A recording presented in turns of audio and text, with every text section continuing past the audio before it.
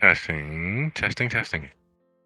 Good evening, night, and welcome to the final episode of the first season of Soup City Sins, Sheltered or Saved.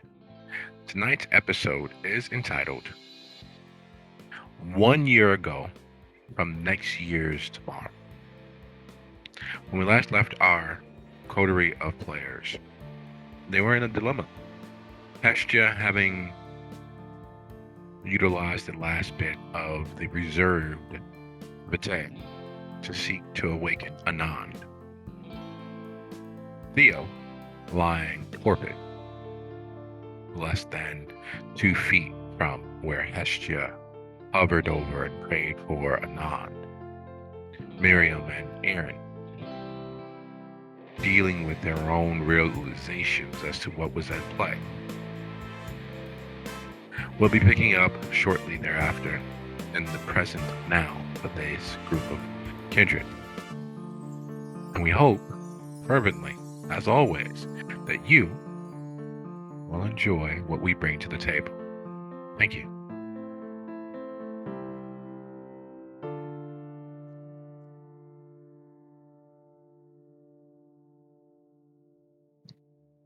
All right.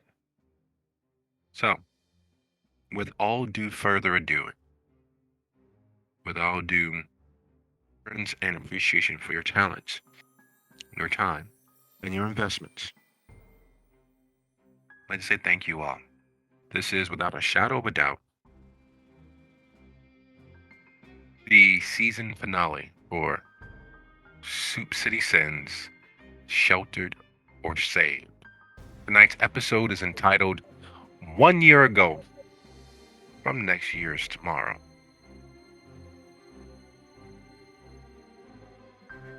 And while we are aware as to where the coterie is, they are in their hearth of their haven. They are in the morgue of the shelter's haven. They are in what is often touted as the North Pole of Chicago, the Rogers Park neighborhood. Just west along Morse. They are less than 2 miles from the Loyola campus. They are approximately 276 feet from the Morse Red Line stop. Morse, like every other area of Chicago, is a tale of 101 different villages masquerading as a village inside of a town. Moors, you have your congregation of recently arrived Pan-African nation visitors. Some would call them various things that they are not. What they are, in fact, are first, second, and sometimes maybe even third generation immigrants. You have your congregation of East Indian immigrants of the same first, second, third generation. Some here legally, some here illegally, all mixing and melding. You have your Caribbean immigrants who are typically second, third, or fourth generation. You have your Chicagoans who have traveled and been all over the entirety of the world without ever leaving the confines of the city. Morse, Rogers Park, the environment in and around the shelter is in fact a melting pot. It is the product of choices and actions carried out sometimes several generations removed, prompting individuals such as the local DJ Celebra, DJ Celadine Supreme, a former New Yorker by way of New Jersey who immigrated here longer ago than the average age of those traipsing a to and fro across the various streets of Rogers Park, but will die on the hill that he is still in fact a New Yorker. You have the Greek immigrants who melded and blended with the community so much so that if one was unaware as to their Grecian roots, you'd be hard pressed to say where exactly are they from. It's a tale as old as time. Chicago gets in the bones. It crawls through the aches and pains and settles somewhere near the space of the heart, acting as the heart, causing the shoulders to rise in preparedness and wariness. Chicago is the infection that makes the world go round. And Rogers Park, like every other neighborhood, like every other enclave of civilization in Chicago, has its own feeling. Part of that, a large part of that, directly because of the actions and activities of the shelter. There's the Ethiopian restaurant not far north. There's the laundromat, the McDonald's, the police station. There are the neighbors constantly whining, complaining about what the shelter is doing to the property value. There are the hundreds of different condos who have stories and tales as, oh my God, I saw this guy literally being dog walked, or I saw them surrounded by a SWAT team, or any number of myths, gossip, and rumors steeped in just enough fact to make everything completely untrue and 100% accurate. The storms that rage, the clouds that gather, the strange feelings of success or failure that just come at a whim because someone is tweaking and strumming the lines of power that pool beneath the shelter. All of this to say, in the morgue where they are, with Gid, who has elucidated and enlightened as much as he has confounded,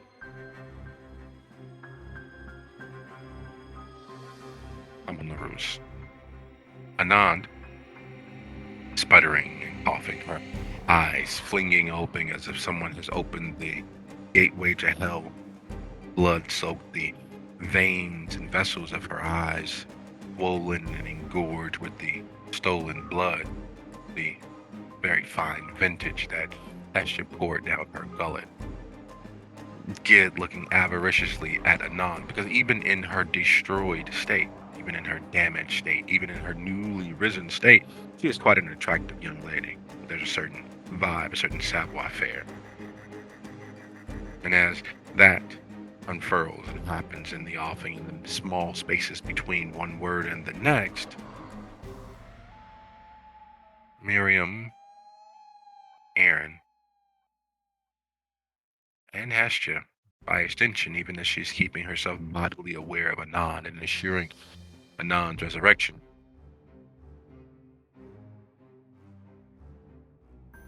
very real consideration before them, a very real understanding. Understanding is their actions, not their intentions, not their considerations, not what they've decided in their head and never acted on, their actions, the truth or fact of what they've done or not, has echoed and reached other ears, eyes, and persons removed from themselves and outside of their purview. So as Anand sputters and the flame of her resistance reignites, we pick up with the shelter. Starting in alphabetical order, Aaron, Hestia, Miriam, or all at once. What, if anything, are we doing? So I think, if allowed, Aaron would be, since he's pretty much done with their visitor, he's established that he is at the limits of his patience with this man and his seemingly unpunished ability to just violate any all known laws of privacy. I think he would be more interested in kind of observing the revival and making sure that when this kindred woke up, they didn't go batshit crazy and start looking for food, as some are wont to do when they first wake up. So he's basically just hovering around that area. I assume near Hestia as this kindred is getting up, and preparing to help subdue in the case of a frenzied kindred.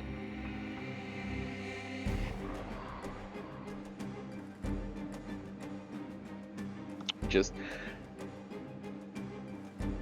all right. Everything fine? You wake up cool. Fuck you, Have big beardy McGee. Oh, wonderful. to There's another spicy woman in my life. calm down. I'm sorry. Calm? Are you fucking serious? I came here. You promised, and what? Why? And she starts to look around and realize where she is. There is a decidedly non-comforting presence of being surrounded by cold metal. There is a uncomforting feeling that crawls over the skin, realizing that you are in a morgue drawer, that you are on a slab. There is a discomforting and disquieting feeling as she realizes that the tattooed, suns out, guns out Gid is a face recognizes. And not for the first time, but so very seldomly as you watch Adon's stream of profane statement of who and what she is and what she deserves and this, that, and the other fall silent. Flabbers are completely gasted.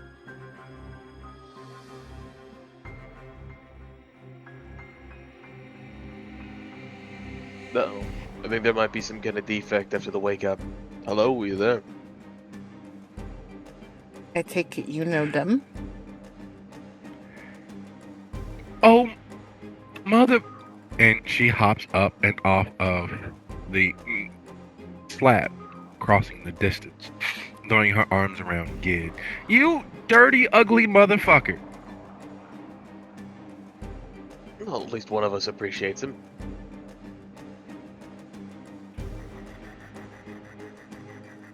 I didn't know it was really you. I couldn't tell. You know, all you girls look the same on your back. You shut your mouth. And the banter begins to flow. It is clear that they have doubt or understand or have circulated in each other's presence. Just kind of the raised eyebrow. So, how'd you two meet? What do you mean? No. How do we meet? Gid's from GI. Well, yeah, I used to be, but no, but you from GI. Once you from GI, you always from GI. What the fuck? What are you doing? Well, what he's doing is apparently been stalking and documenting the coterie. Well, you know, everybody's got hobbies. I see you kids still keeping your shit up. Well, yeah, but I'm not with the. I'm not really with the Anarchs officially anymore. But you said you would. Yeah, I know, but shit changed, and you know, a man's got to eat. I got something you can fucking eat. I'm not.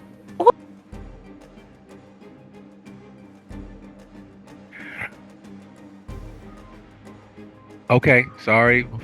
Fuck me. Look, everybody get. I'm sure you guys already met clearly. So.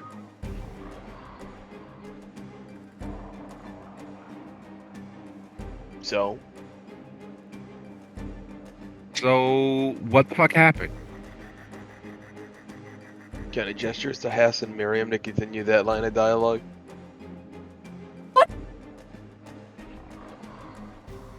You got too close and crossed the lines of the wards when I was coming out of what was going on, and before I realized I had put you into torpor, and then took responsibility for your body because the priest that we have visiting decided that he was going to one-up me and take you from me and bring you back to life, or undeath as it is.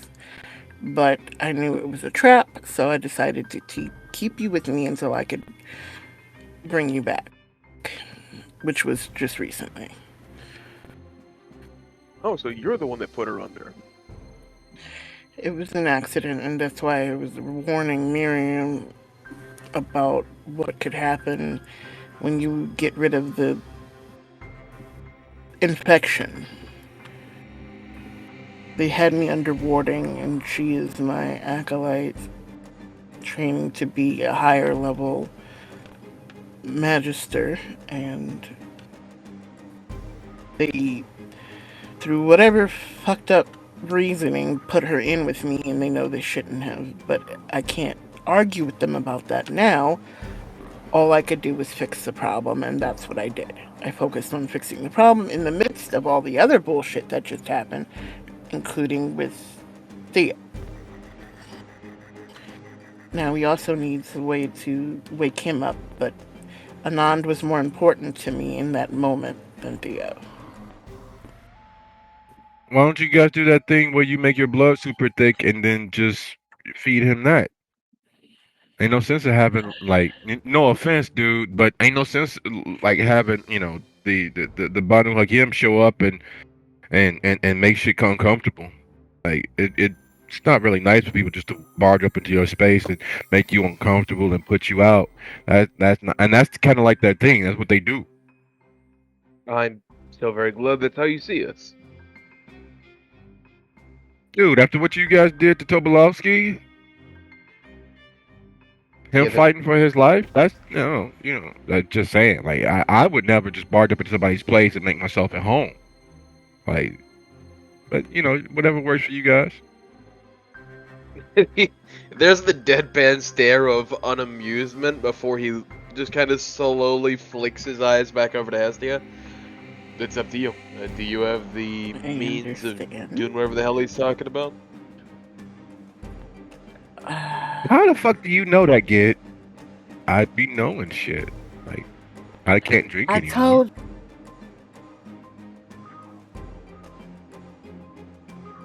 Wait, Is that a possibility? Because I know we loosely talked about it before, but Hestia's willing to try.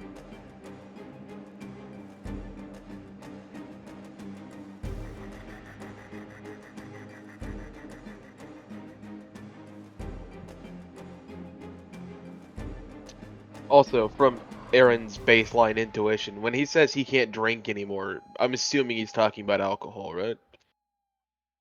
Yes. Okay, I didn't want to ask a fucking dumbass question. There are no dumb questions. Only dumb people who don't ask Unfortunately, questions. it's a ritual to thicken one's blood, and that is one I haven't yet to learn. So, Oh, but what about the region of Walkerton? What about... the what? The region of Walkerton, like Mark, he real cool dude. He comes up and visits every once in a while. That's where he gets his supplies and shit.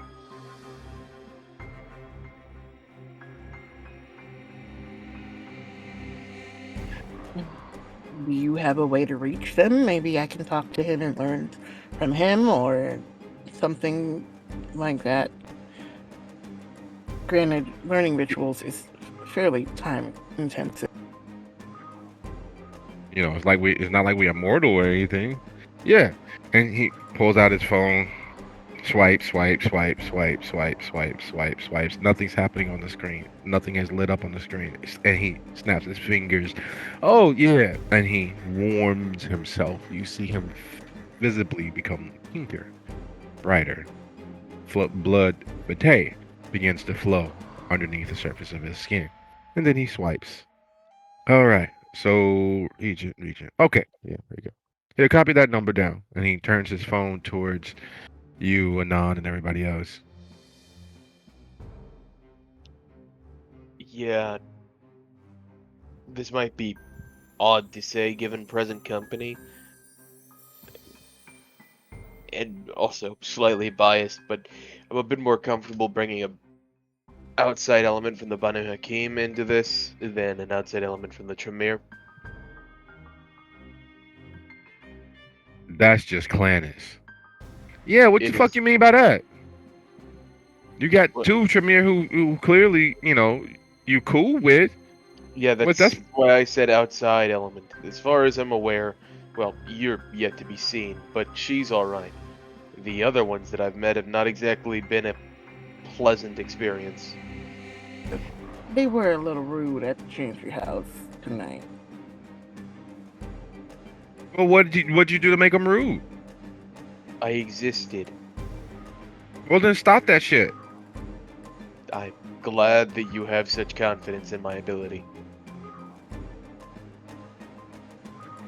As is copying down the number, and then she's gonna while he's if he's not paying attention, she'll try to figure out who the phone call would have been to. So she starts trying to swipe his phone. His screen. Yeah, she's just fiddling with it. Here's the question, Hess. Are you roused? Honestly, I don't think I was, because I just went through that whole cleansing thing, and I Oh, didn't okay, rouse so afterwards.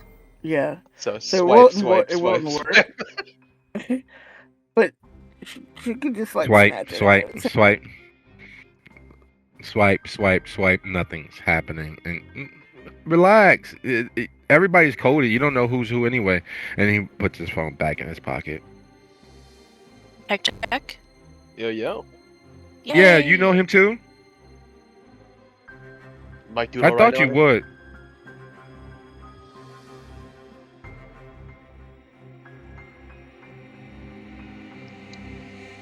Miri? You know Mike, right? And the Voivodes? Speaking of which, when are you gonna try to get your seat as part of the Voivod? The Voivodate. Is that what how they say it? The Voivodate? The Voivodate. Blah blah blah. Yeah, close enough.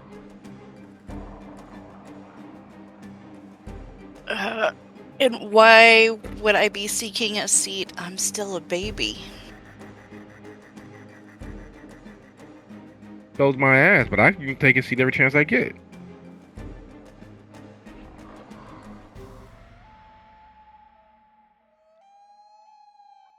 Figure, sooner or later someone's gonna actually start acting on the fact that you trying to bring the Bahari back without saying it. It's only so long they're gonna just keep, eating for free on your dime. And Hess kind of very gently pulled Anon to the side.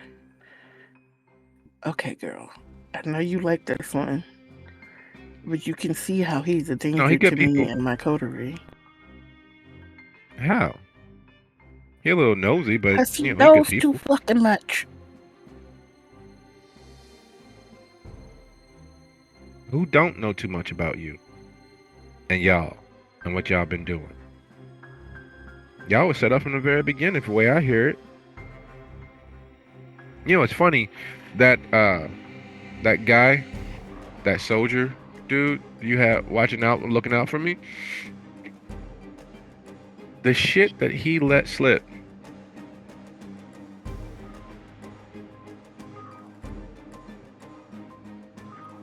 Really? Yeah. Who is this Simone? Okay. Simone is the partner that I came into this business with over 10, 12 years ago. He was the first friend I made outside of my sire and Jay, and I thought I could trust him. So we built this place up and tried to make it run for a while until he started doing shady shit and then got himself killed. That's who Simone was. You know, he had a network of women and Oh yeah, their finding hangers that out. on. Yeah, that's old news. You sure about that, girl? Because that ain't really old news. There's a sisters of Simone that are. Well, if y'all Yeah? don't know, if y'all already know, y'all already know. But that shit blew my mind. How did y'all let a bunch of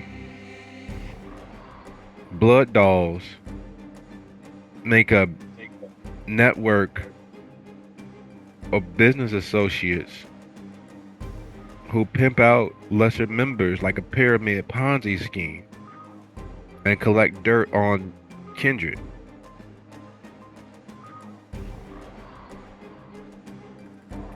X's eyes go wide as saucers because they knew some of that, but they didn't know that specifically. And she's like, oh my fucking god. I knew it was bad, but I didn't think it was that fucking bad. And I only found out How, recently. I didn't know all of what he was doing because he was secretive as fuck. Apparently Miriam not And will you could secretive at ask laugh all. a him little stuff. bit. Exactly. You could ask him shit It's straight to his face, and he would deflect and change the subject. You got an opinion on this, Miriam, or something? I mean, it's a little gentler than what some people do with their toys. get chuckles when you say that. You'll find one to talk. Y'all network overlap. Yeah, I know.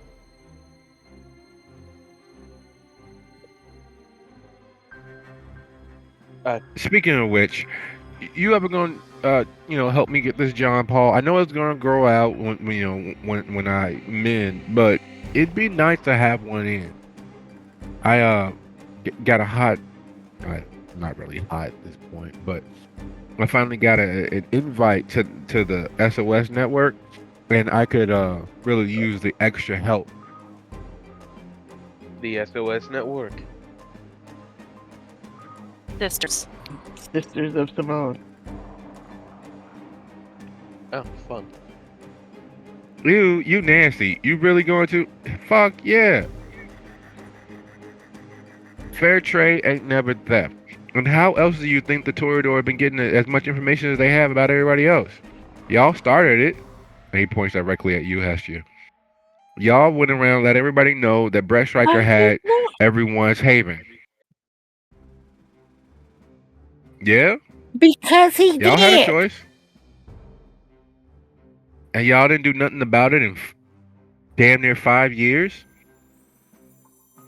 Y'all didn't undo what you all started in 5 years?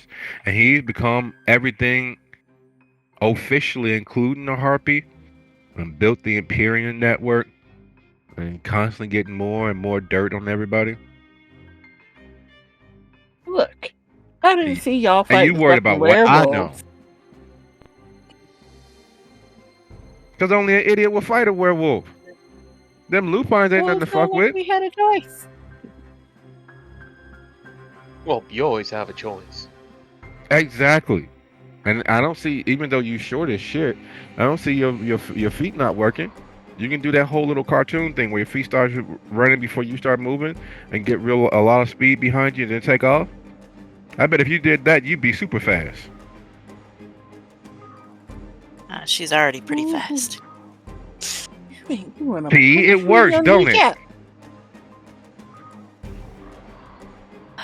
Push her a bit more and you might see just how fast.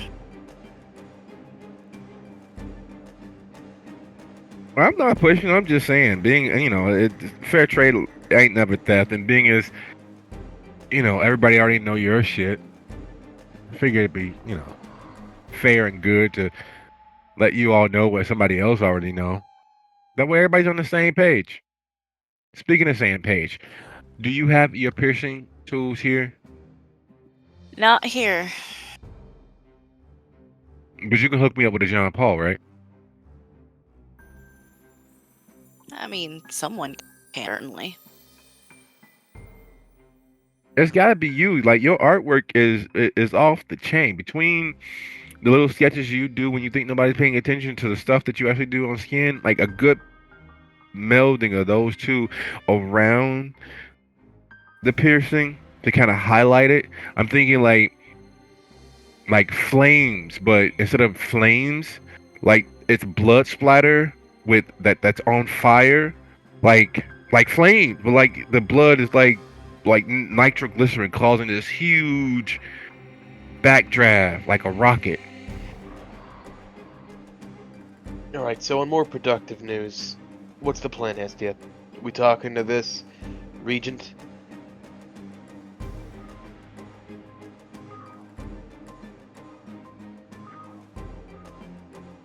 I guess that would be the best bet for me right now. To at least be able to rouse Theo. If we are going to put that on the back burner, then we can focus on something else instead, which is... Alright, well, you can give him a call right after I finish answering this one, he says as he walks off towards the phone. Well, speaking of this one, and private conversations and moments that are separated by time, space, dimensions. Everyone understands what torpor actually is, or at least they believe they do. It is as close to sleep as any kindred will ever come. It is also as close to a coma as any other kindred will ever come. It is the melding of everything that is happening in the real world, in the physical world around them, and everything that has ever occurred to them through the voice of their beast, through the voice of their eternal thoughts, through all of their survived moments. Because that's what it is for beings who live forever. It is survived moments. Close enough to humanity to be able to smell the stink of it. Removed enough from humanity to feel the sting of it. Being alive forever is not an easy burden. Even the idea of it, the potential of it, crushes more souls than currently exist. It has ushered in and out bright flagrations of talent, intellect, humanity. Most kindred don't survive the first year. Even fewer make it out of the first decade of their undeath. For beings that have all of forever, living in a constant forever night is its own purgatorial punishment on the soul and the mind. Denied the healing salve of sleep, denied the true heat of emotions,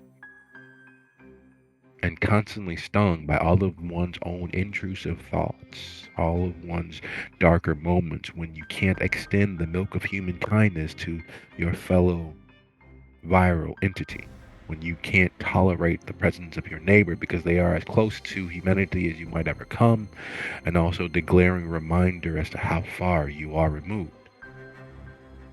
Torpor is not for the faint of heart. Not everyone who drops into torpor returns in the way that they entered. And as Aaron, Hestia, Miriam, Gid, and Anand plan and talk, Theo is there in that moment, alone. The world, the coolness of the physical world, the chorus of voices and emotions bombarding his ears even as he is unaware of them. His mind is not. Alone as he is with countless voices,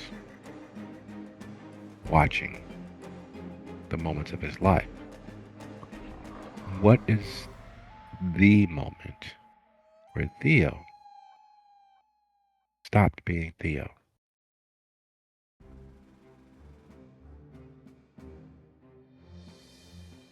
Theo was reminiscing on the first night that he woke up, as in truly awoke, as a kindred. Not the time that he turned, not that red haze of him blindly running off into the night and murdering 7 people in a blood-fueled miasma. But the day he honestly came back into himself, weeks later, it dawned on him that he was actually undead. He spent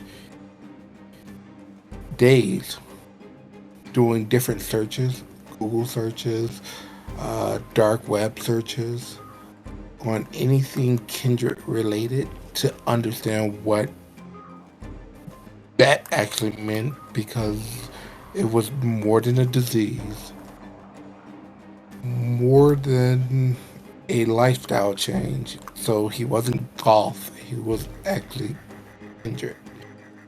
And he wanted to find tomes from as far back as he possibly could, even during the dark ages, of what it meant to be an actual kindred, a creature of the night.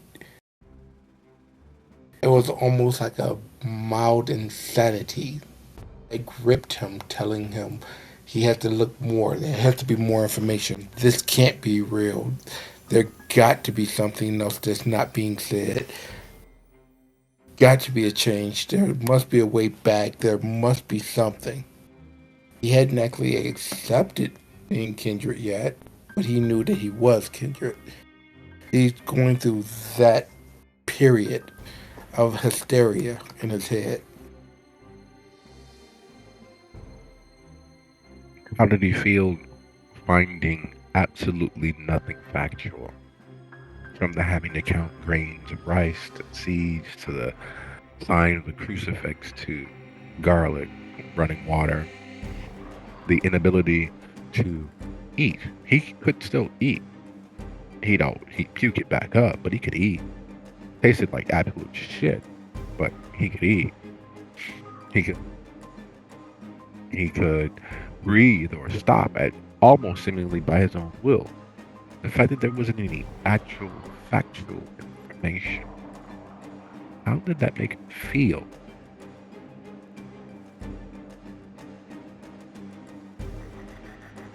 You would expect him to be crushed, but much with any other search is that you only accept it when you stop looking. And while he heard whispers of things such as like Gehenna, Golconda, and things, but he doesn't know exactly how deeply to believe them. So he's still looking. He just knows that there's other things that take precedence. So, and while he's doing the other things that's more important, he's still looking for that information in the background. He didn't stop. He just has to reprioritize. So that night, all of those years ago, searches reached their absolute limit. The automated search is still going, all of the proxy servers he had access to, all of the drives he had access to. The fact that he had the backdoor code for Axe Jeeves and Bing working towards his own end, coming back with compiled total of zilch, 0, nada.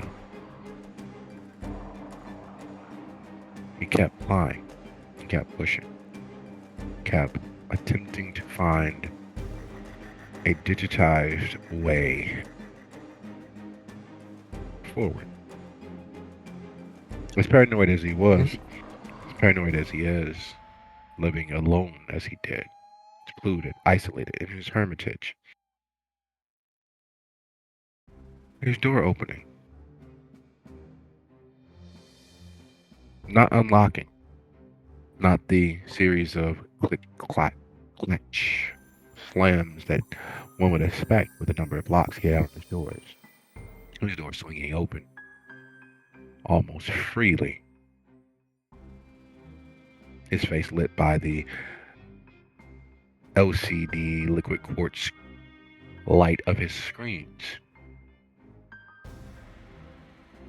What would he feel? What did he feel? His door swinging freely open.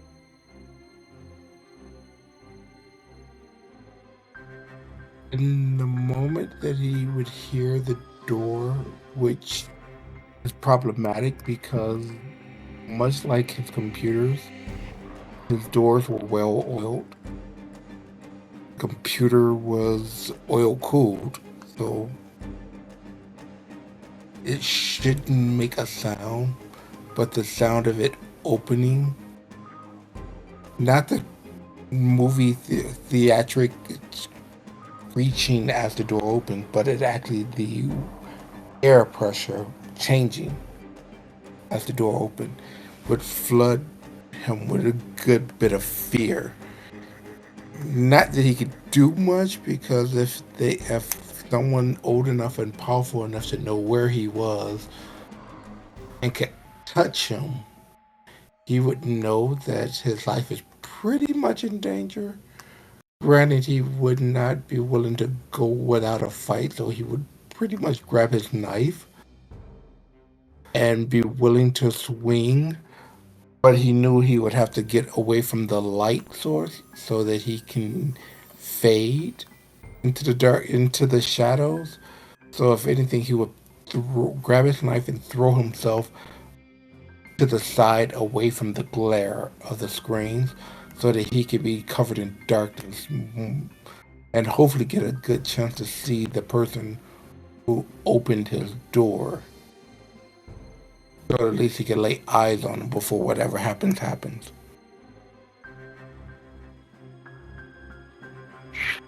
Moving into the darkness, the light from the screens directed predominantly towards the door, making it so that where he stood, just where you would not expect someone to stand. Because after all, why would you stand there? There's nothing over there. There's no way out. There's no window. There's no door.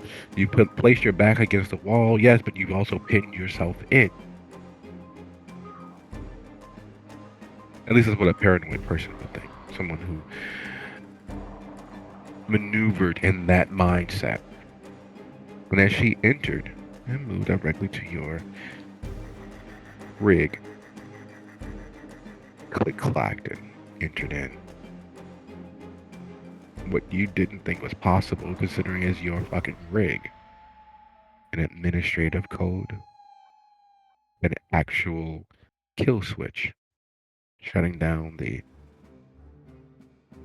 mass of light and grinding of coolants and all of the clicks and pings that your rig made as the processor stopped processing. As the room was bathed in the cool shadow, just you and her. And she, after entering into the code and causing all the screens to shut down, the processor to stop spinning, the small blinking neon green light of the power supply going off, she sits in your chair, adjusting the cushion so that she has proper lumbar support, your height difference making it fairly involved as she moved and squeaked the chair to get the lumbar support exactly where she wanted it. And only once she got the lumbar support properly affixed did she take off her glasses, sit them on the keyboard, and slowly begin removing her gloves.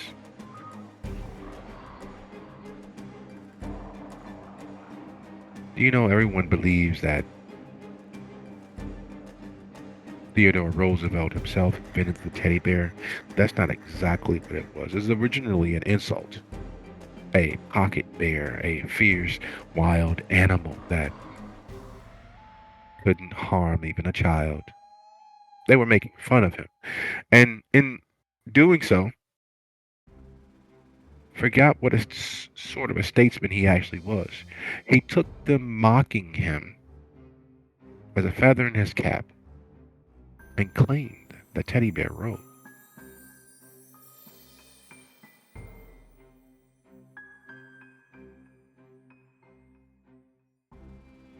Are you going to stab me or are you going to sit down so we can talk?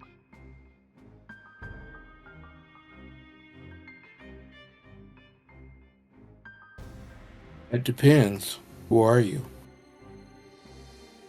He says, he whispers from the shadows and the darkness.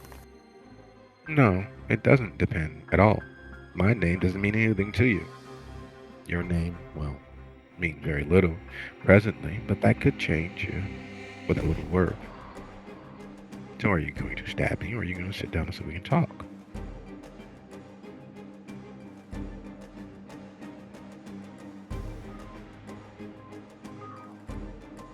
I just want to know, should I remove my jacket and make it easy for you? Because I really would dislike having to ruin another ensemble. These things aren't really cheap. I'm not sure if you've ever had the opportunity of buying clothes for a woman, but you have to try them on. Because what is a 3-in-1 designer's style is actually technically a 2 or a 0. And then when you find that 0 that stretches to fit you, you realize that it's not really a 0, but it technically is a 4. And even though it's designed and you've been measured and you know your cup size and you know how wide your shoulders are and your hips are and your waist are, you know how long your inseam is and how long your arms are, every fashion designer has a different idea as to what size that actually means, whether you're talking US, European, Asian, and none of them are equal from one designer to the next. So when you find something you like, you have to buy it in several different colors. Because once you get something that fits you, doesn't mean that when you go back to the store to buy it again, that it's actually going to be the same.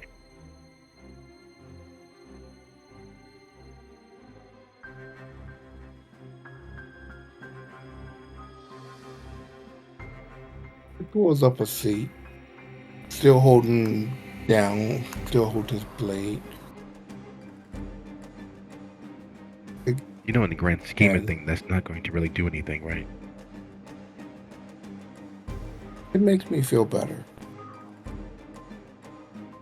So you like lying to yourself. That's fine. But it's going to be hard to find truth if you are only concerned with what you individually can understand. You know, there's almost 7 billion people out there in the night. Almost. Just as little as, 10 years ago, that would have been an unheard of number. It was such a huge thing when we crossed the 1 billion recognized persons point. And now we're almost to 7.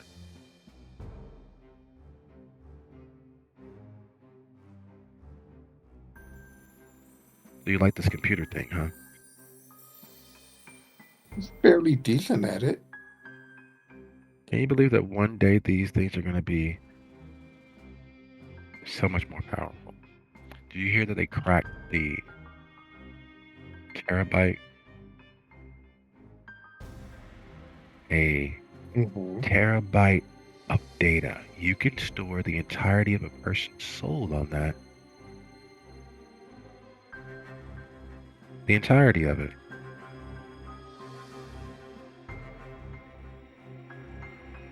Are you asking to be backed up?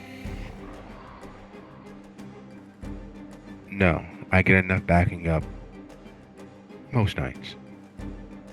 Does the same amount for me as it did when I was alive, but it's far more fun these days. Watching as the sweaty, whiskey-flavored troglodyte realizes that for all of their grumpy all of their gym bought muscles, that they are doing absolutely nothing. It's worse than saying, is it in? It's the yawn. And then you pull back on your vitae. You stop it from moving. You let your muscles lock up. And then you just stare off past them, letting the light fade from your eyes as they sweat, pump, and push, and realize nothing they do can affect you anymore because you are, in fact, dead, watching their world crumble around them.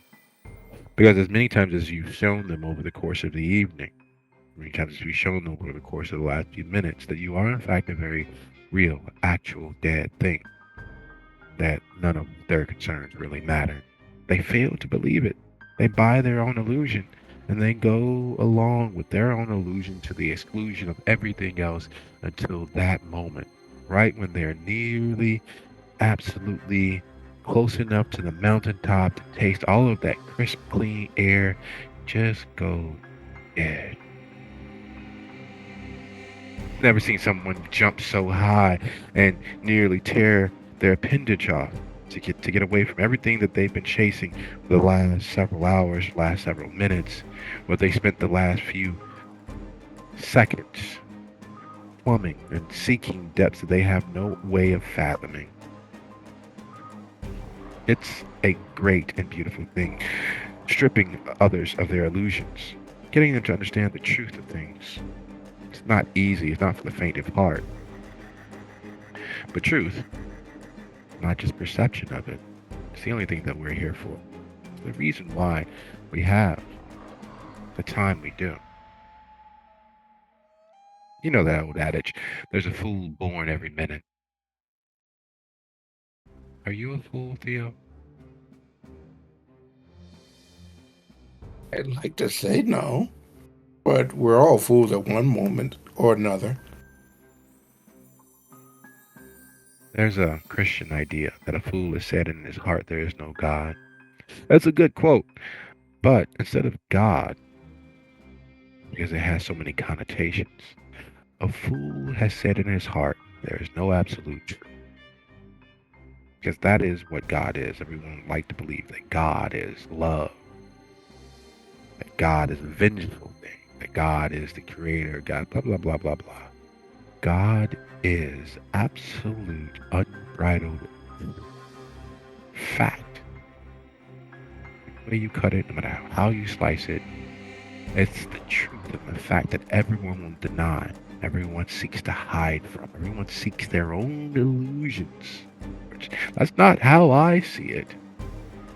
That's how you know you're talking to a fool. Because they can't accept fact. They refuse to accept truth.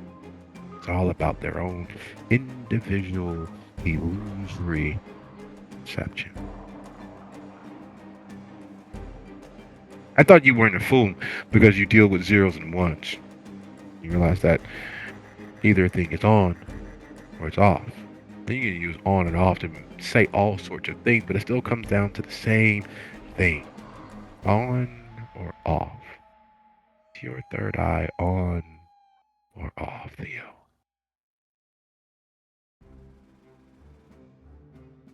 Well, is this entity currently breathing or no? Or has it appeared that she's been breathing during this conversation? That's a good question. Be so kind to go ahead and roll your wits plus insight.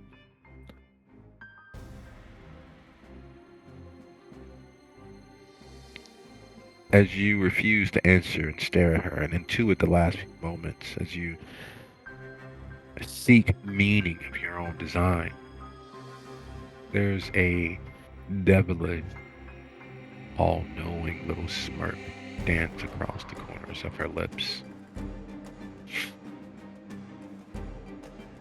He has not only been breathing, she's warm.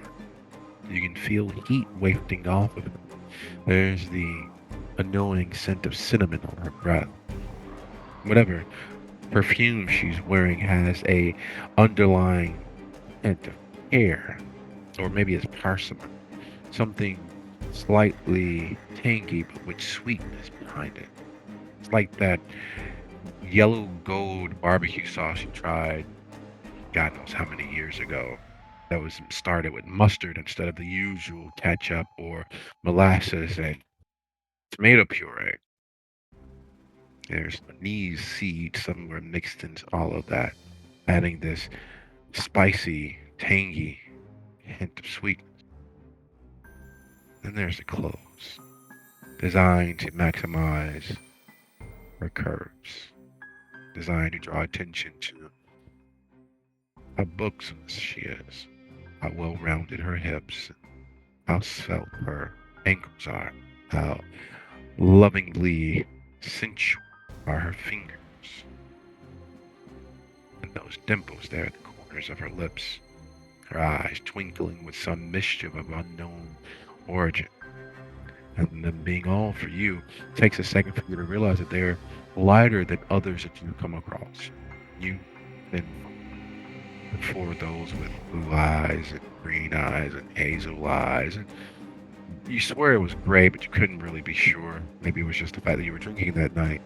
But her eyes are a pale, nearly light enough to blend in with the rest of her eye.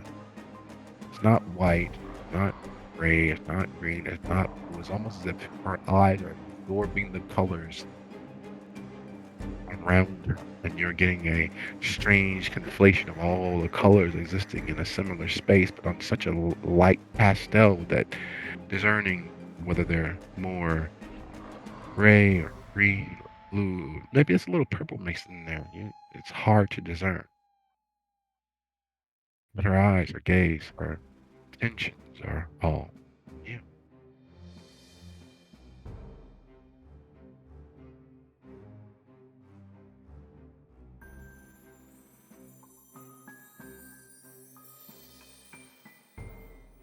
Theo licks his suddenly dry lips because he knows that whoever she is, either A, has very powerful backing, or she in and of herself is even more powerful and she just came to make a trip herself, which on levels that are very in underlying terrifies him. He doesn't know why he's terrified because she could just be there, but the fact that she's not saying why she's there, the fact that she found him so easily, terrifies him. Because if she can find him, she can come in. In theory, she could probably kill him. And that's not a thought that he finds comforting.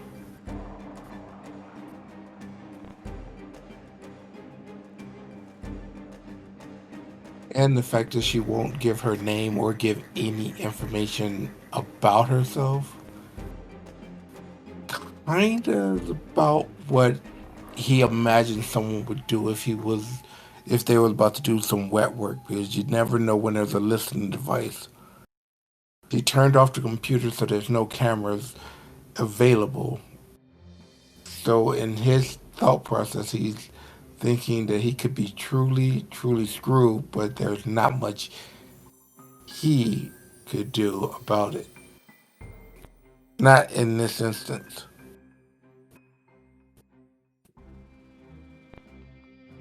Licking his lips, he thinks that of gentlest way to saying this, but finally gives up and says, "While I'm not a fool, there's two things that I do need to know. First, are you here to extinguish my light?" You don't have any light. There's nothing bright about you. You've made no difference on the world. You've not bettered anyone's life, including your own. That's what light does, right? It leads the way, dispels darkness. You haven't done that. Not even for yourself. Are you here? Are you here to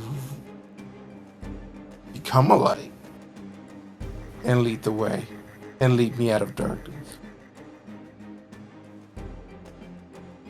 Why should I bother when you won't? I've answered 2 of your questions. You haven't even answered one of mine. It shows you which of You us haven't is asked the actually. question. Sure, I did ask you if you were a fool. That makes twice I've asked you the same question. I've even explained what a fool means. The truth definition, the factual definition. And even if the truth is sitting there right in front of your face, you refuse to accept it. If I wanted to kill you, I would have, because I already have. If I wanted to lead you somewhere, you wouldn't have a choice but to follow. But I don't want any of those things. I need you. Find the truth in and of your own existence, to accept God into your life, to be something more than all of the many lies you've sold yourself and the world at large. And then, once you can talk about mine. Until then, every year following tomorrow, I will visit you.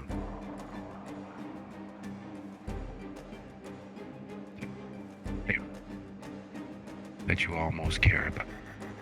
You'll never quite cross that threshold without grasping the truth, but you're going to get close. You're going to get close enough that you want to believe that you are connected, that you have found something of value, that you have something for yourself. Of course, at first, you're going to rebel. You're going to go out of your way to make sure that no one enjoys your presence. You're going to make sure that no one tolerates you. No one's going to risk anything for yourself because you're going to be afraid of losing them. Because you will realize you never have them until you actually own yourself and accept things as they are, not as you would have them be. You're going to, along the course of your day, going forward, do everything you can to keep me from taking something from you. And in the process of doing so, I will have taken everything from you until you accept the truth. So I'll see you in a year. Do yourself a favor. Act as if you belong in kindred society. That's what we are now. Act so that others won't actually take your life. Because then I'll have to follow you into hell, drag you out screaming, and put you through this all over again until you find truth. Until you accept your Lord and Savior into your life. But I'll leave you to it. This is where you have your existential moment where your tears begin to flow. Not that you're ever going to admit to or own up to them. Oh, and by the way, your mother's dead. I killed her on the way here.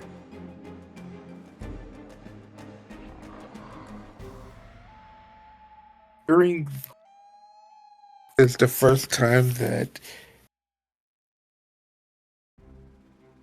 Theo actually had a visible reaction.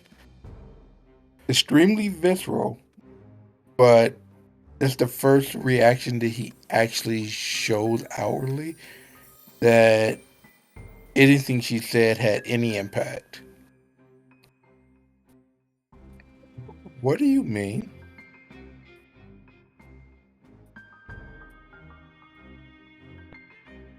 Your brother, I'm going to say for last.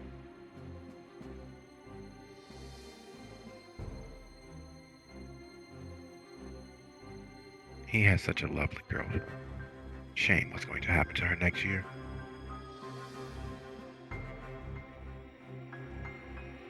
Enjoy your night, Theo.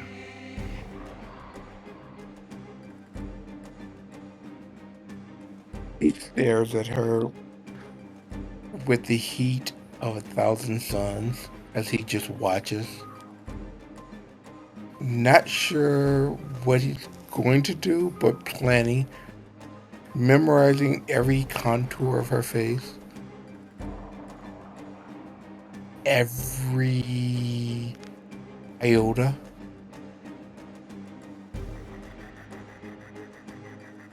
Till she leaves. There's a cost for doing business. And unfortunately, unlike most businesses, unlike most businessmen, she has been true to her word. Every year she's taken something that has actually mattered to Theo. Every year, no matter how isolated or insulated he makes himself, no matter how much he makes sure that no one trusts him or appreciates him well enough to allow him into their good graces. No matter how many times he keeps everyone at arm's distance, she finds a way to take something and someone of value from him. Every year, the faces of those that she's taken, he could make a collage that would be an exact replica of his face. Every year, something that he actually cares for and cares about has been taken. Every year, his attempt to keep everything at arm's distance fails, and she takes something from him. There was a year she tormented him with his father, deadbeat jackass who he didn't give two shits about and only wanted the worst thing to happen to him. She didn't take his father. She did so much worse.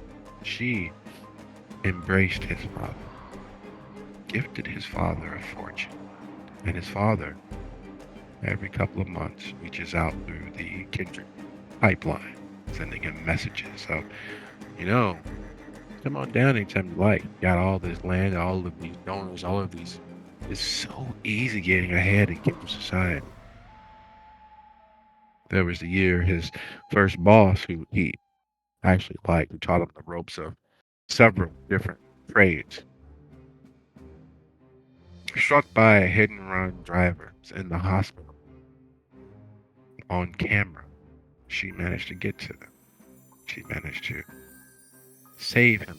The only video of his boss taking their last breath. There was the family who looked out for him and his siblings when they were younger. She spent years tracking each and every member down and removing them. The census. Every year she has found a way to find something of value, someone of value to him, and remove them. The census. Every year she's found a way to help him hurt himself.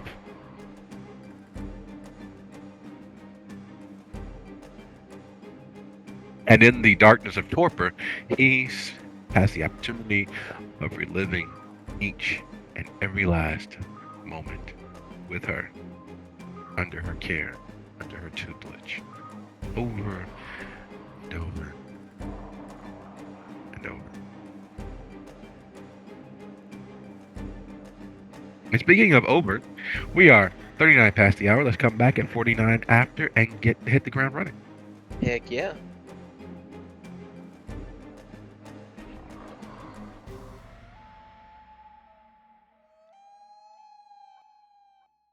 Everybody back? Yeah, I'm here. I'm here. Present. Excellent. When we stepped away, we were dealing with trauma. We were dealing with torpor. We were dealing with the fact that Aaron has the unenviable task of reaching back out to Alkendi. So as you head to the landline once more,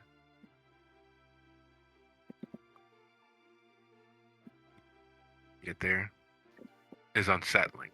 Because unlike the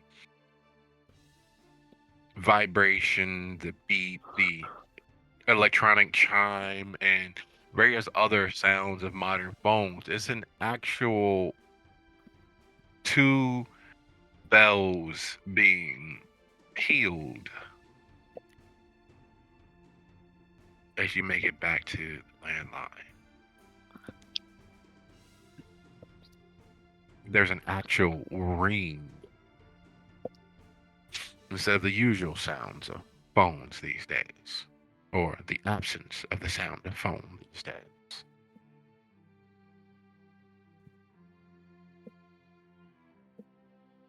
The you talking about like the metallic hammer, the ding ding ding ding ding ding ding, ding, like ye olden alarm clocks.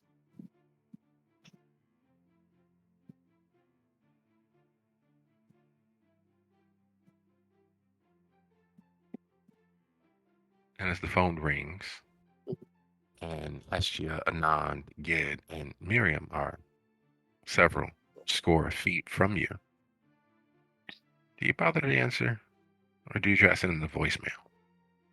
Well, no, I don't want to die, so I'll pick up the phone.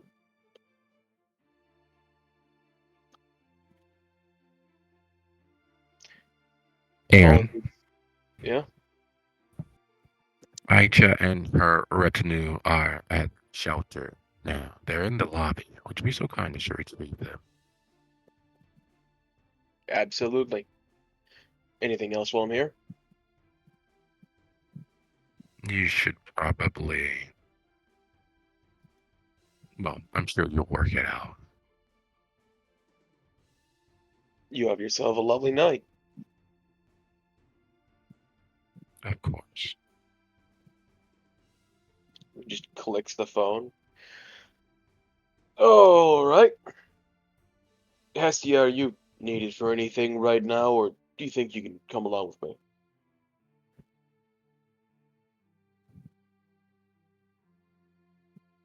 And it looks at the other two. And then Miriam, yep, like, I can accompany you. Unfortunately, the quicker way that leads right into my office has been cut off by an unfortunate collapse, so we can go through the garage.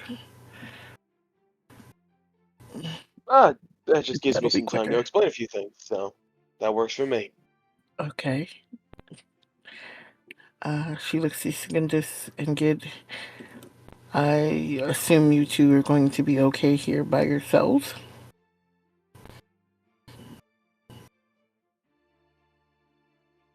Oh yeah, I'm gonna be fine.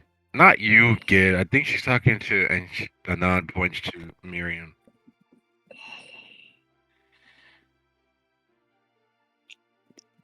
Yeah, just lovely.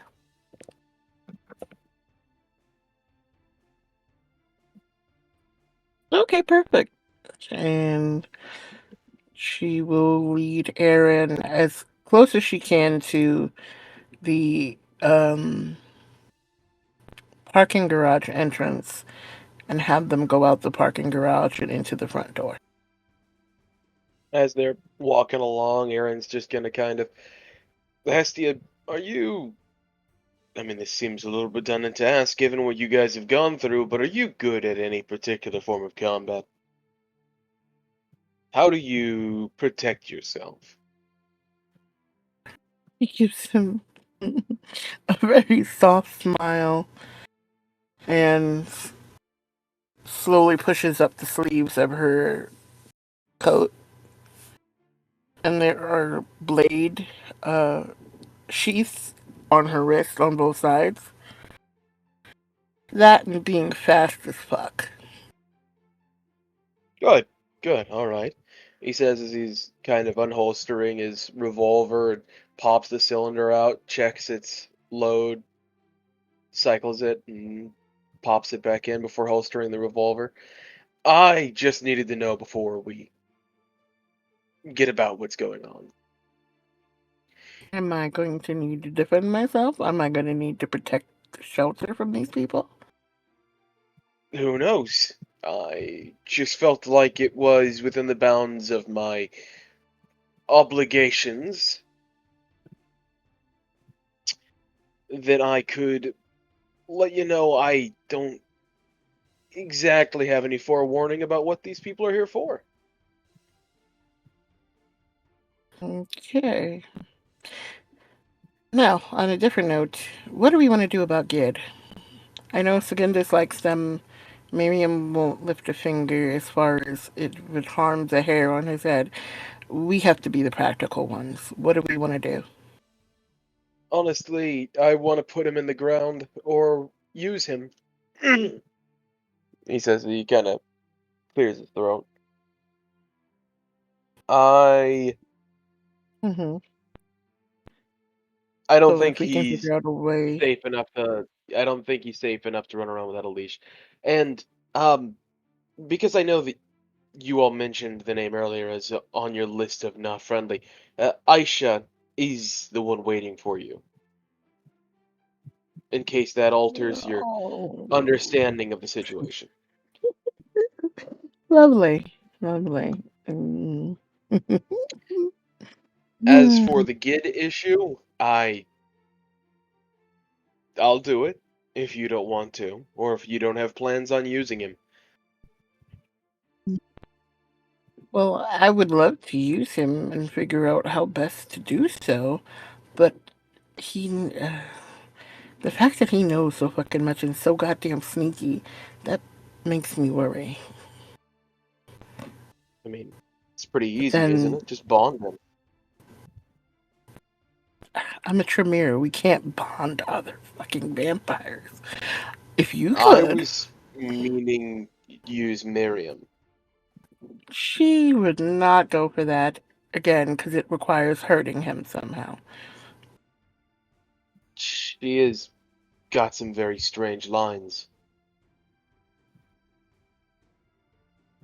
I mean, float it past her if you want. As long as we don't kill him, she'll be fine with it, I think, maybe. But if she I refuses to would offer bond it. him, Yeah. hmm, I you can would do it. offer it, but if he were to take in my blood, I think he would be a very unfortunate puddle on the ground. Oh, really? Oh, so that's how it works. Cool. But, yeah, I mean, if she won't do it, then I guess we can just go with plan B, which is make him disappear like I do other people. Oh, well, and she sure got a Are you willing to have her make an informed decision as to what her options are? And if that's the case, you do know you'd be forcing her into a lesser devil situation. in case you haven't been paying attention, there is no forcing Miriam into anything. You could put her in a headlock and she'd still find a way out of it. Uh, there is no. She's like a fucking cat. She can't force her into anything. I like your enthusiasm. Keep that. Optimism is a pleasant thing.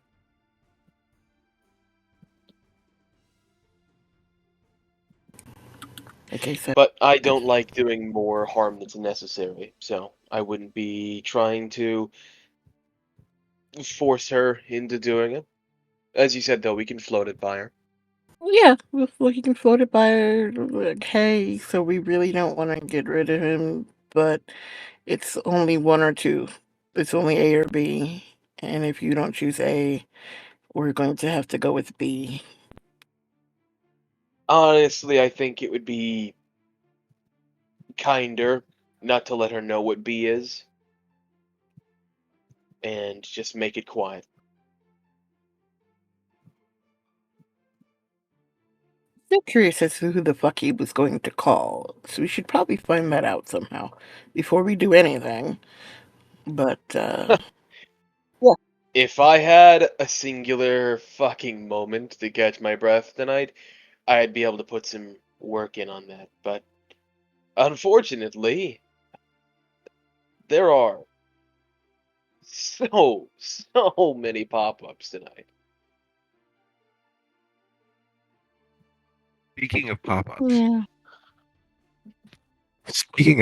as you all make your way through the basement A and through the parking garage and up to the main floor to enter into the shelter. It is not a harsh or horribly garish surprise, but it is annoying enough that as you all enter, Hestia stops moving. Complete and total cold, dead stop. There at Aicha and four other individuals clearly bent for the nearest shooting gallery or the nearest flop. Is a face she hasn't seen in quite a few years. Face that, as far as she was aware, had been working with, in concert, alongside of, and otherwise embroiling themselves in the criminality of the world around the shelter. A voice and a face from the past that she kind of thought was dead. That's putting it kindly. I'm not sure if she actually hoped that he was dead or prayed that he was dead, but it is clear that Hestia assumed, hoped, prayed, or otherwise believed that face, person that belongs to that face, was non existent, not a factor, the opposite of faith.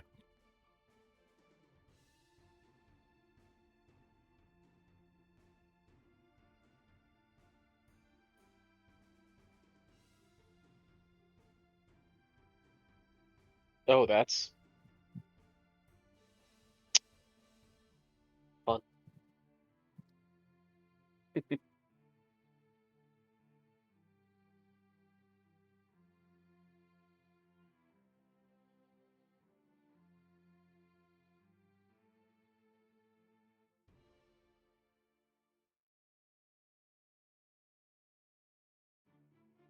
Um, hello.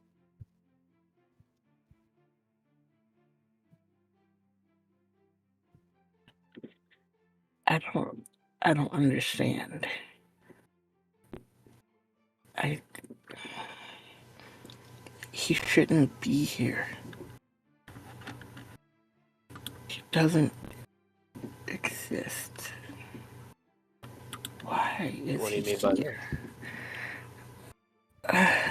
It's been years, and everybody that I dealt with hinted at that he was gone or dead, and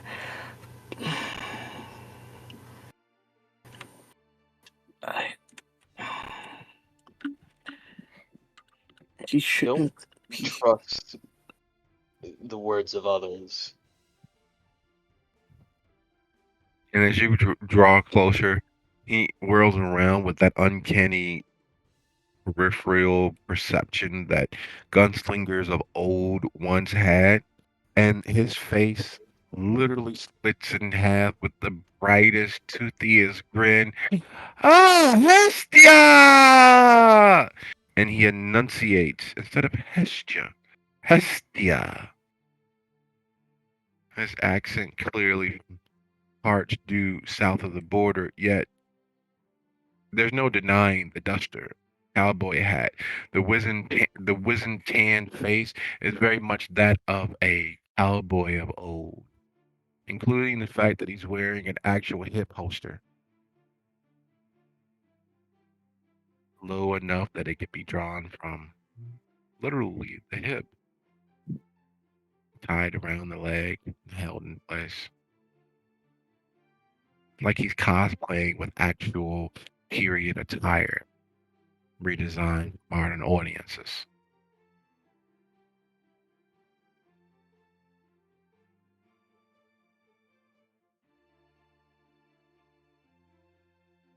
While you all look from him to Aicha to the other four and realize that, yeah, this is a trial by combat, as are most trials at the hands of the Banu and the Ashira. Right makes right. If you have God's favor, you will probably survive. If you don't, then well, that's one less sinner in the world. And while you all consider that and contemplate how that might take place, or if they care one way or the other, if there's innocent collateral damage, Miriam, you are alone with Gid and Anand, and doing your best to be nonplussed. And Gid is literally guiding Anand converse in your immediate space. I don't know how you guys do it. I really don't. Like, this is great and all, but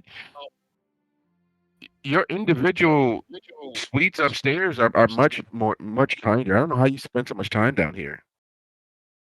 Oh no, we don't spend much time down here. Not you, Anon. You're new. You're not really part of the shelter. But these guys, oh my God, the things that they've done. There was the grandma. There's a spirit. I hear, and I can't prove it, and there's no real evidence. But these guys are responsible for, the army of dust, the children of dust, or whatever they're called. Yeah, these guys are responsible for them. Supposedly, when they killed the Sylvia, um, they helped them form. Like they slaughtered their leaders and some other stuff. No, Heshia wouldn't do that. Oh yeah, Heshia would. There's a cryptid video of Heshia leaping on top of I don't know, a deuce and a quarter, or some old lowrider car, and hissing like she's in that Underworld movie. No, she wouldn't. She wouldn't be able to rise that high. Oh yeah, yeah, yeah. It's a thing. Everyone says like it's special effects and it was a student film, but was across the street when it happened. Yeah, it was real. You were across the street. How long ago was that? Long enough, right, Miriam? That was before your time. Wait, were you here? You were here. You were with the kid and his mom, and you're trying to keep the manager. What's his name? The guy that always looks drunk, but it's not drunk. It's the Hmm. guy that's dying from the kidney cancer. Yes. Yeah, and yeah, and then you know Miriam don't like it to touch her, but she's very exploitative when it comes to if you get close enough to her, because she fed on some of these dirty people. Now, even I wouldn't do that. Get you treat on anybody. Well, yeah, I would normally, but these folks, they're so dirty, and they're so like homeless people. That's like bottom barrel. Really? Well, hey, at least in GI, everybody had their own place. Everybody had their own haven, their own home. Nobody was living on the street. Well, a couple of people living on the street, but you wouldn't mess around with them just because they're on the street.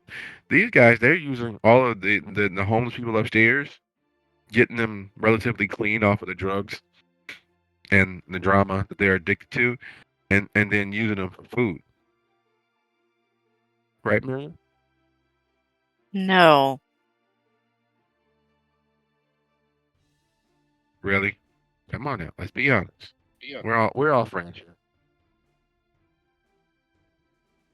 They're here because they need help, not to be food. Yeah, yeah. And you help them get clean, get straight, become productive members of society, and then you feed on them. No. Really? Have you looked at your members and how a lot of your supposed church, non-denominational folks actually recruit? You don't pay attention to you. They really don't matter to you. So what I always like about you, you keep it business without keeping it business.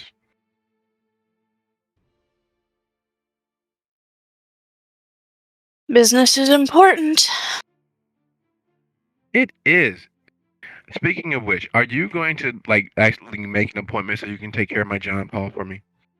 Like I really do need to. Like I can't just keep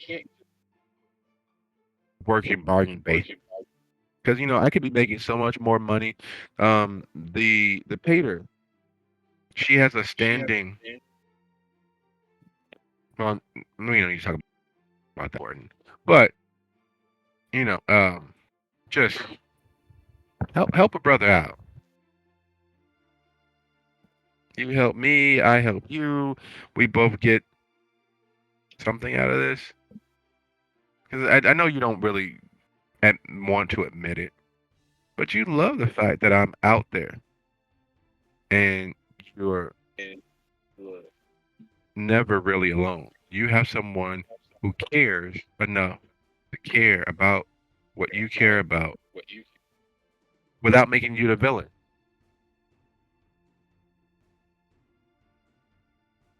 Miriam will arch her out that the silent go on.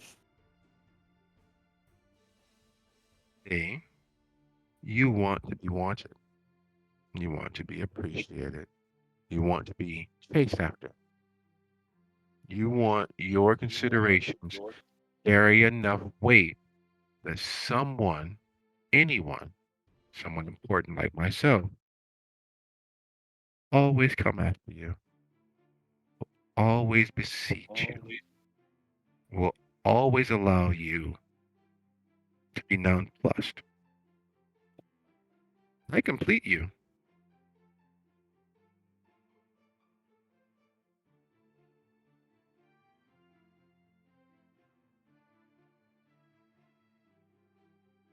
And you don't Miriam's have to admit it. will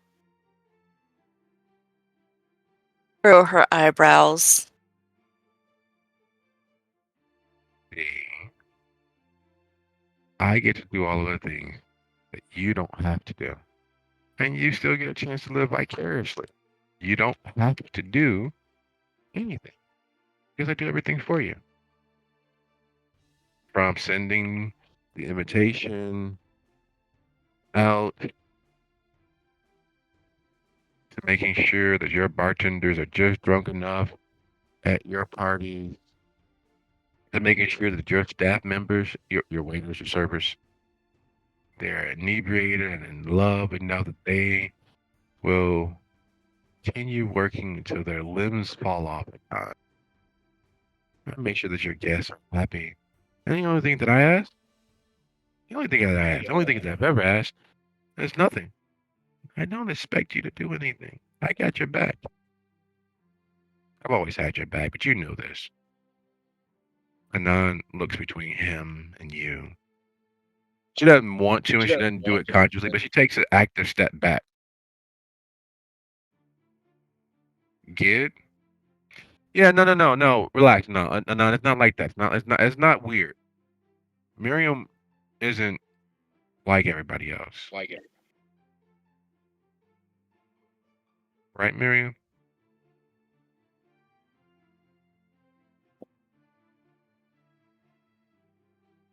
You say that, but it almost sounds like an insult.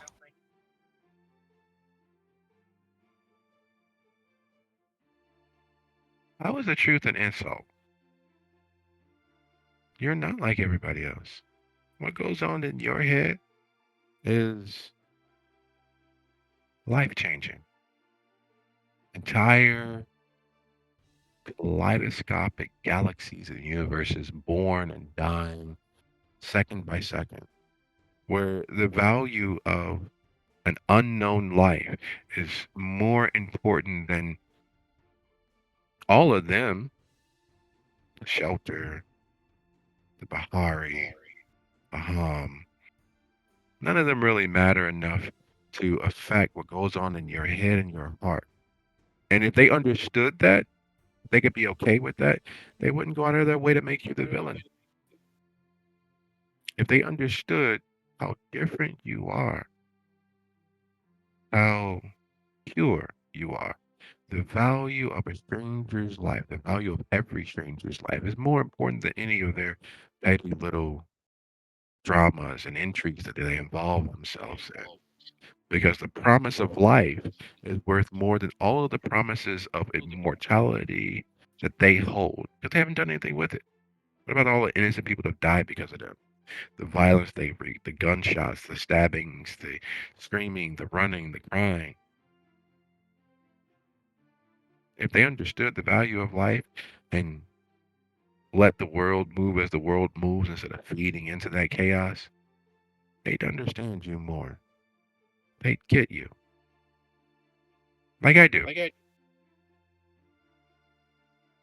I get you. You need the world to continue doing what the world does. Hopefully not as damaging as it has been doing it, but so that you have the peace and space for you. Life, imagination, and art. For dancing. Instead of needing to do something, instead of needing to change the world, I'm willing to. It's just, they don't get it. They really don't. I don't see how you do it. I don't see how you put up with them. Honestly. Like when it was just you and me and the old lady, it was so peaceful. Maybe we can get back eventually, right?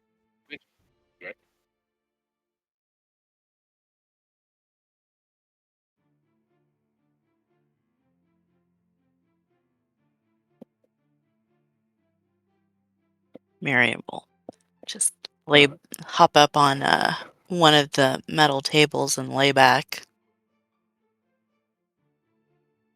See, Anon is not weird. It's I get her.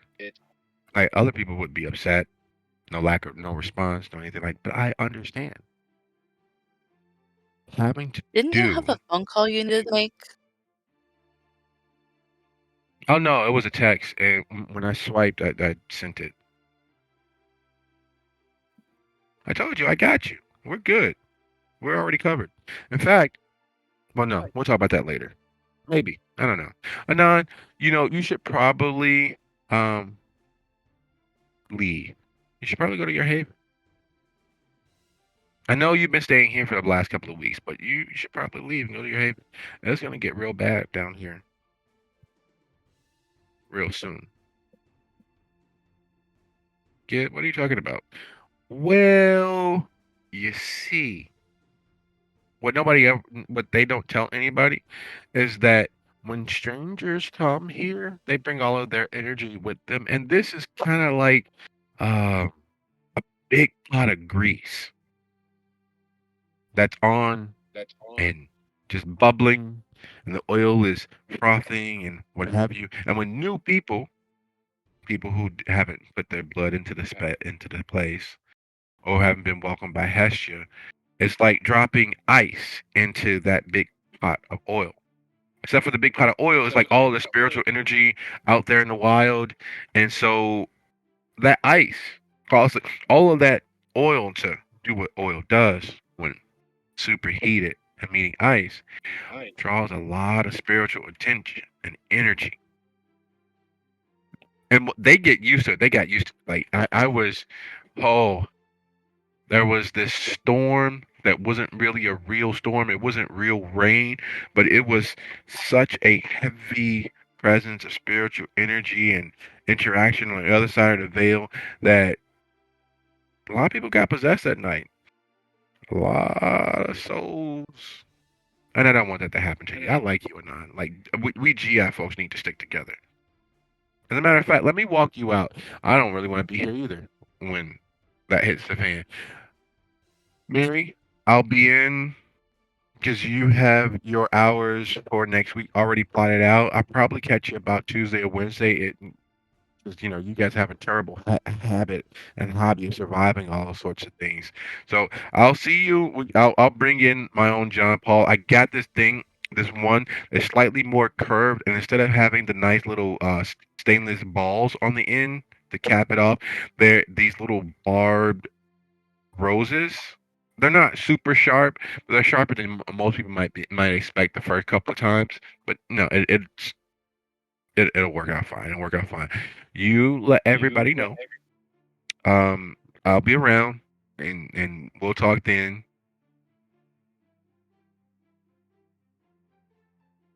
But I should. Sure. No. They'll be fine. They always survive. It's the other people that we don't really want to be here for to watch. Let me walk. Especially being as you got your new haven that's only a couple of blocks away. How do you know that? I told you I know things. I can't drink anymore, so I gotta watch these guys. Especially being as look, I'll tell you on the way. Come on, let's go. Mary, see you soon. Take care. I always do. Oh, I know. Oh, and When you are worrying about which color to go with, you should probably go with that tangerine you had worked out the first time. It's not quite as bright, but it will go really well with your line work. We'll talk about that later. Take care.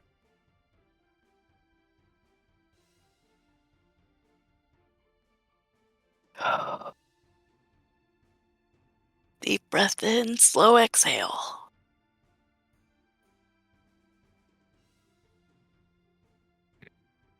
Id and Anon make their way out.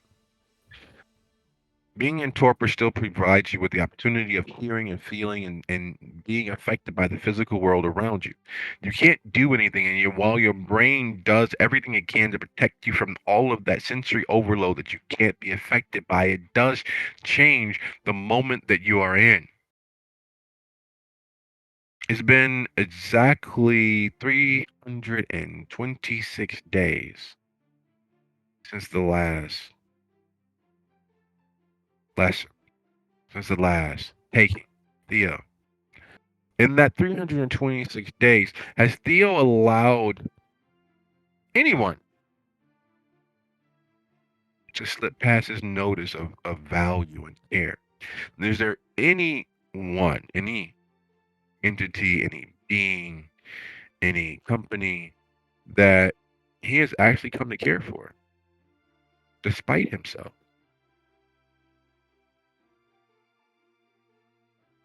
Uh, well, there is.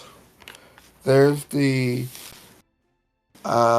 extremely rude little um,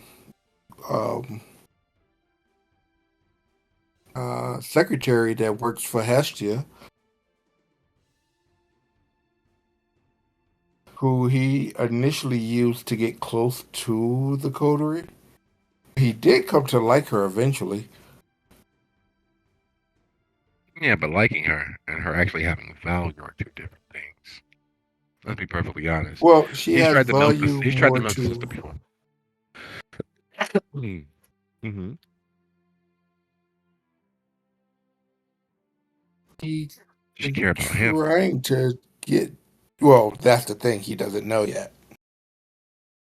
No, but he does. Mainly because as And his things heart. got more interesting, Hestia has been dragging him away with all of these weird spy missions and going to the chantries and stuff like that.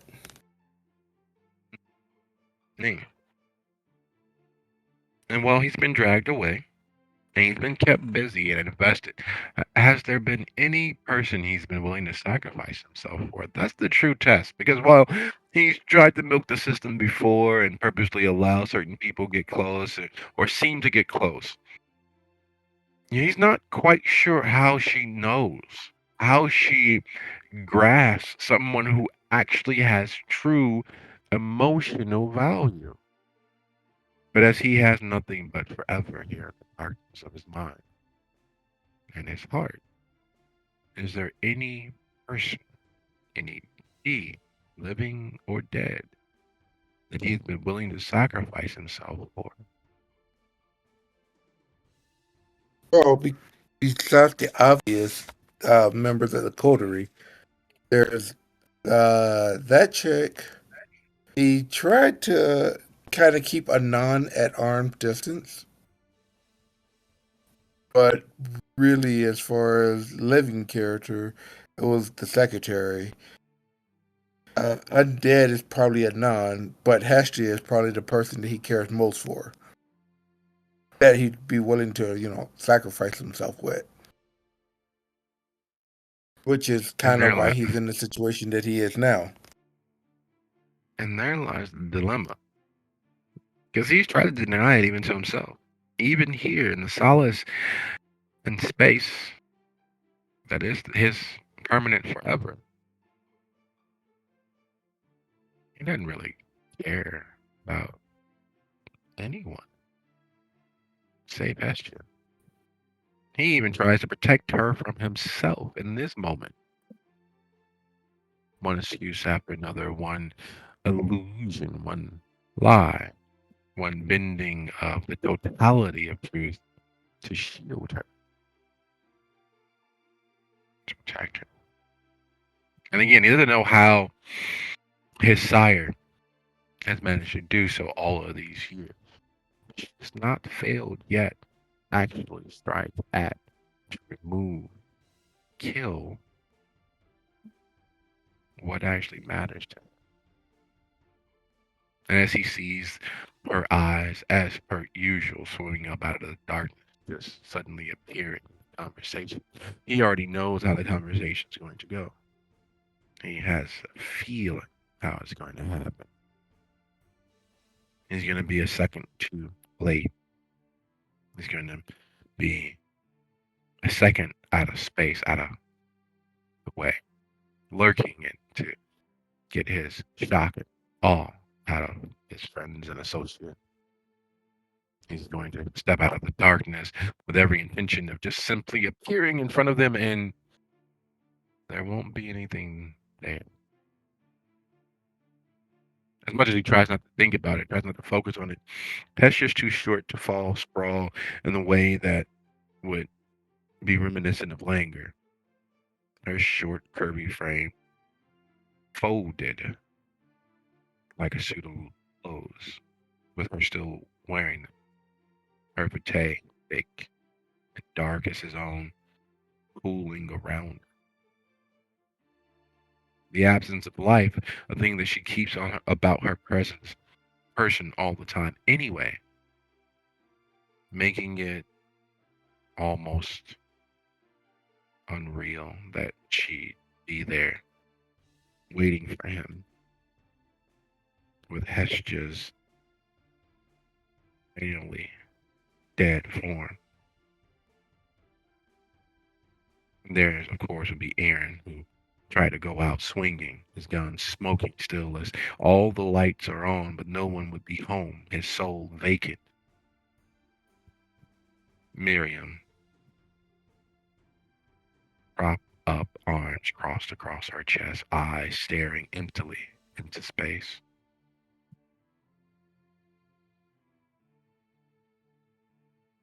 Would have been nothing he could do to stop it. No single solitary moment, because the moment that he let his guard down, the moment that he got called away, the moment that he got busy, that's when she would strike. It'd be over all too soon. And once again, he'd be staring at the end of something that he cared about, something that actually mattered to him.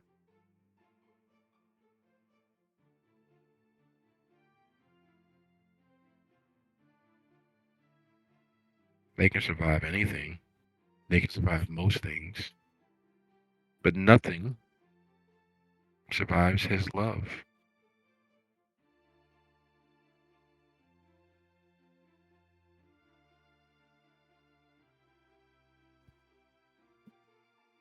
If it was at all possible for him to grit his teeth, the realization that the year is almost up would make him grit his teeth. The thought that any one of these people would die because he's in torpor and he can't do anything about it is the thing that makes him want to pound his fist, scream, do anything to reach out to vent his frustration. But again, he's still in torpor, and as much as he thinks of ways to get out, he'd never been in torpor before, but he has heard that once you're in torpor, you can't get out until you awaken. And so that thought haunts him like a vagrant spirit. It makes him want to scream in his head, but again, it's only in his head that would hear him. Maybe the other spirits that are there would 19 actually days. hear him screaming. 19 days. 19 days till all ends. All goes away. 19 days. Until his heart is once again ripped out of his chest.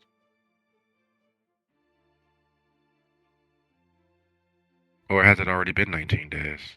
How long has he been in torpor? How long has he been here in the nothing of his own thoughts?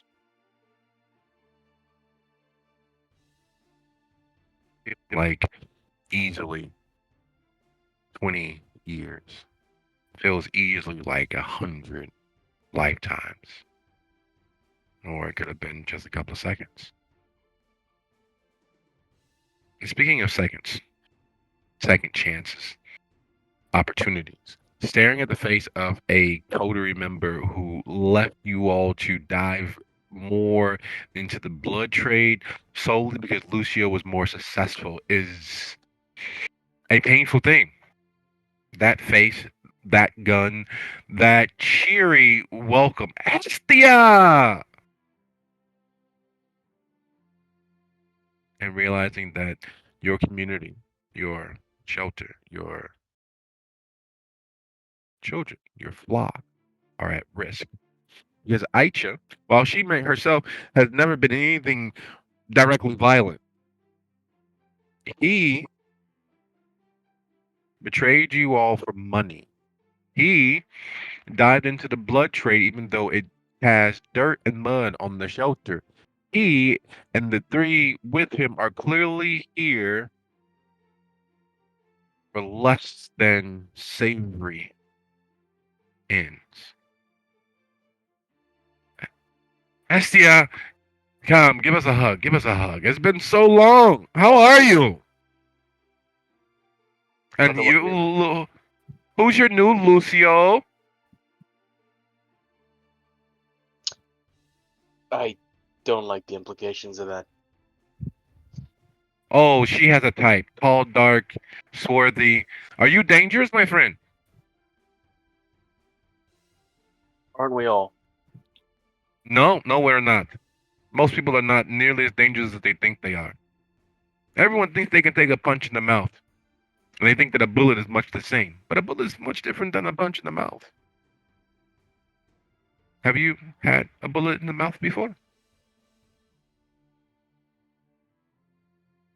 Assuming that there are only a few people around you that can do you harm is a great way to catch one.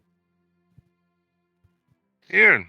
And he, as if he has been practicing for years, materializes a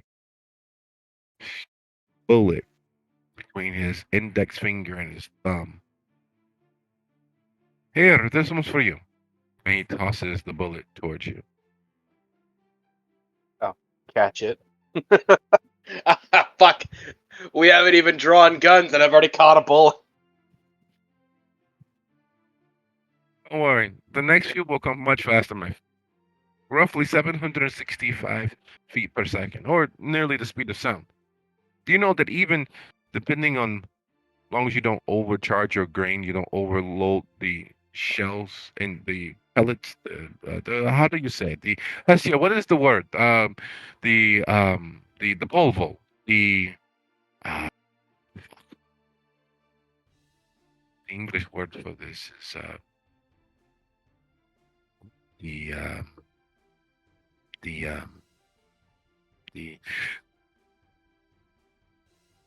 Does this really gunpowder. matter? It Because does. you're obviously I here like. for a reason. And I would like to remind you that this is a place of sanctity and safety. All of you. Hestia, I would Don't. never harm anyone by accident. You know this.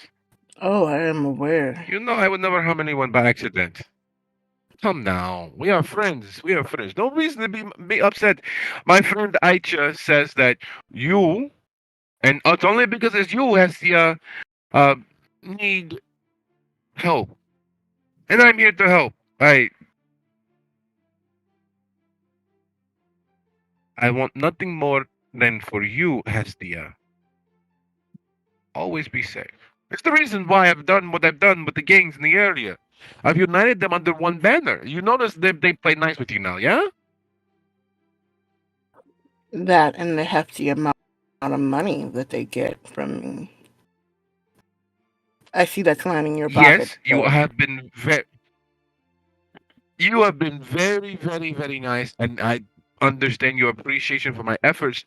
But it is us working together which makes this possible. And I like us working together. I miss the good old times when, well, before Lucio got such big head, and well, we don't need to talk about him. But I see you replaced him very nicely. Your name? Looks to Aisha. Aaron. Oh, isn't this girl name Eran? Aaron? And then he looks towards Aicha, and she just shakes her head. Not the girl's name. Oh, I thought Aaron was boys, girls, same. That all sexual name. Not It, usually. no, it is not a unisex name. Oh, unisex. Yes, not one sex, not all sex, but one sexual name. Yes, yes. So these gentlemen, they are members of the Castiglione and Pori.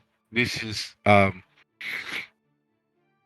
cousin of Lucio. I don't know how all of them are sexually related, but I brought them as gifts. And while normally I would not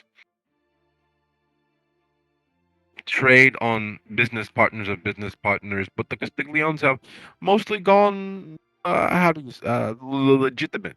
They still have friends and associates, but they're no longer as big as they once were because of your efforts, because you and Lucio and Simone and the blonde homeless girl.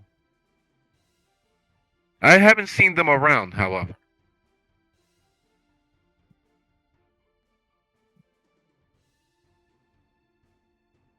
Well, no one's seen Lucio around for a little bit. Don't know about the That rest. Oh, no, no, I no one can get in to see the czar's enforcer these days. He's very busy. But that's not why we are here. We are here, and he turns, twirls his pistol into his hand, and fires 3 times. The screams that erupt through the shelter are not quite blood curdling. In fact, they're almost perfunctory as people take evasive maneuvers and hit. Some dive straight to the floor, others dive for cover. There, see? We're friends, Hestia.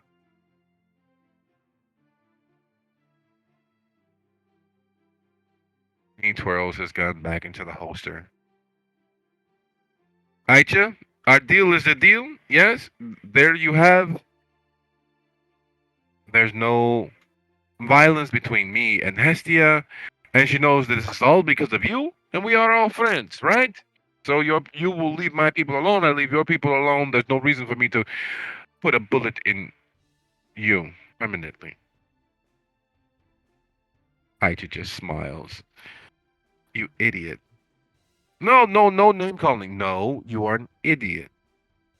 Hestia has cameras about this place. The police will be here shortly, and you have 3 wounded, clearly criminal individuals on her property. Yes, but you wanted them for blood so that they can feed on. There's no reason. You, there are mortals around. Yeah, well, we can make sure that that's not the case. You do what you need to do. I I will will leave you all to it. through the eyeball if you even think about it. Leave my people alone. It's been a long No, I would fucking not night. dream of it. Ah, I'm sorry for your knife being so long, but you have blood. Shut your fucking mouth. You know, this is no way for us to be partners if you want to talk like this. This is very unkind. You have victims.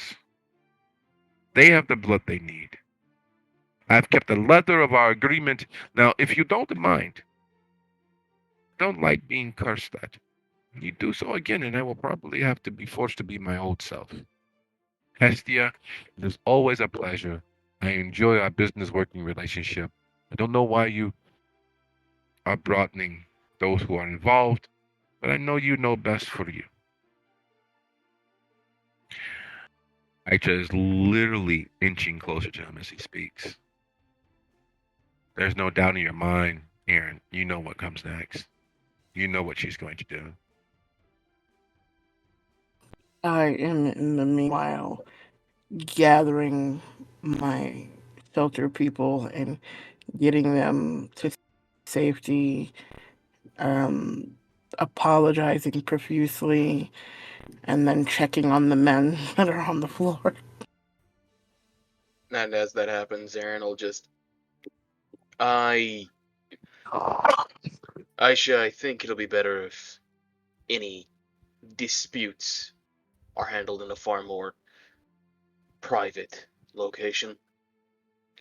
I believe that the affairs here today should come to an end as soon as possible before any more disruptions can be had. Fine, fine, fine, fine. And she sheaths her blade. And it's only as she receives her blade and he adjusts his coat, do you realize that he had his derringer in his left hand. Everyone's been watching the gun that his right that he's been firing with, but he's clearly not as unawares as he purposely lets on.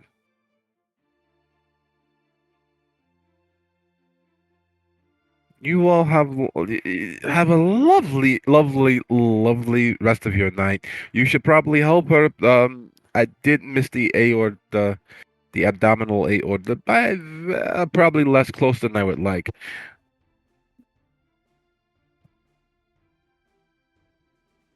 Well then, he looks from him, his eyes flicking from him back to Aisha as he speaks. Thank you for your prompt delivery. Have a good Yes, night. don't worry. You too. Don't worry, Hesia. Big discount, two birds, one stone. Everyone, good night. You've been graced with my presence. And he saunters out. As he leaves, just like the is Aisha still here? Mm-hmm. He just very very patiently gives a kind of quiet pause as the guy walks out, and I don't believe that she'll approve.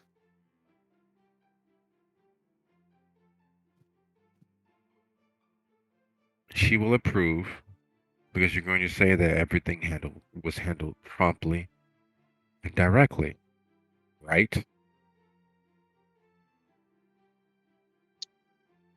In the basest, most undetailed version of events, yes.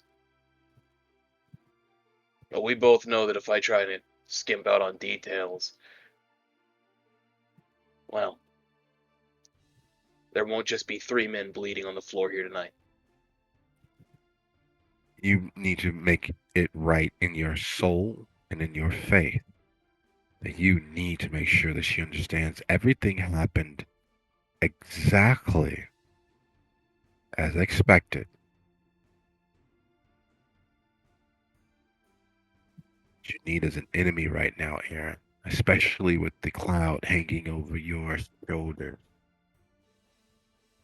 It's a shame I tried to talk him out of it. There was no reason for him to go as native as he did. He's following in the footsteps of Alexander. That foul harpy once more lured one of our brethren down the path of the taboo.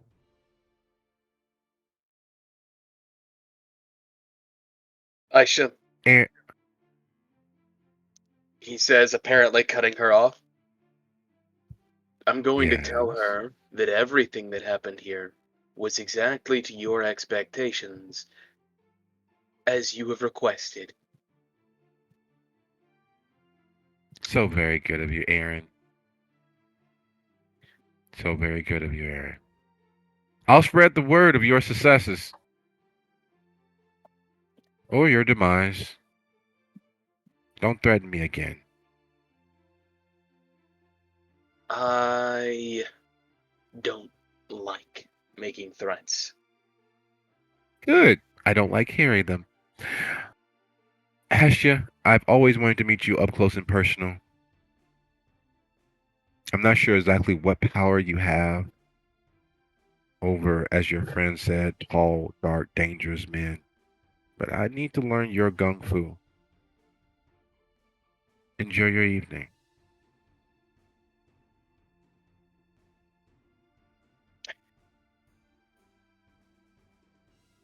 I guess You just I kind of guess that'll just stares be but that'll be after that. them.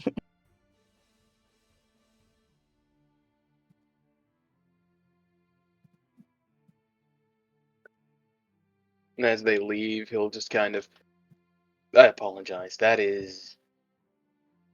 He looks down at the ground, kind of realizing that there are three bodies here, and Hestia is trying to treat them. You know what? Actually, any conversations that we have can wait until this is dealt with. Where do you The want them? kid,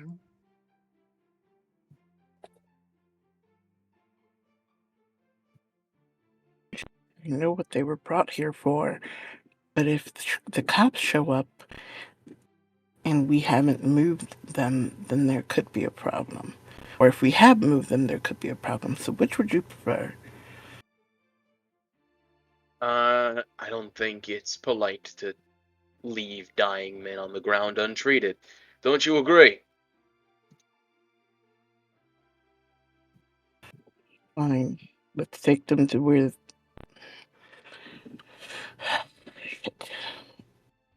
And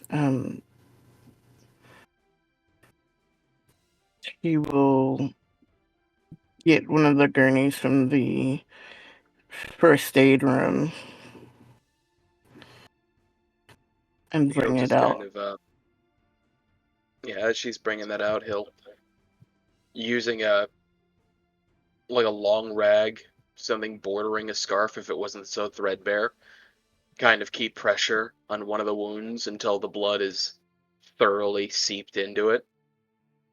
And as she walks out with the gurney, he'll give her a nod and then head off towards the basement, I guess, with hopefully a round's worth of blood soaked into this.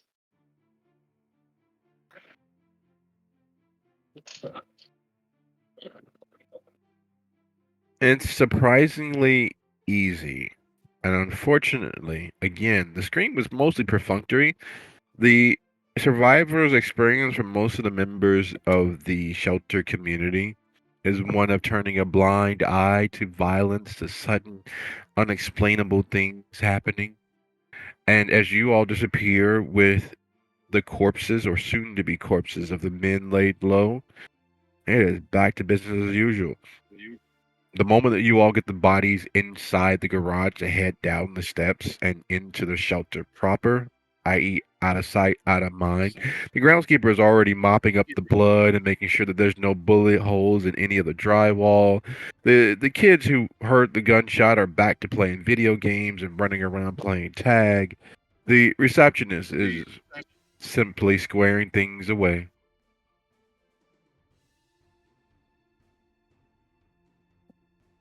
The one thing that you know better than how to triage a wound, Miriam, is the smell of fresh blood. So as Hestia and Aaron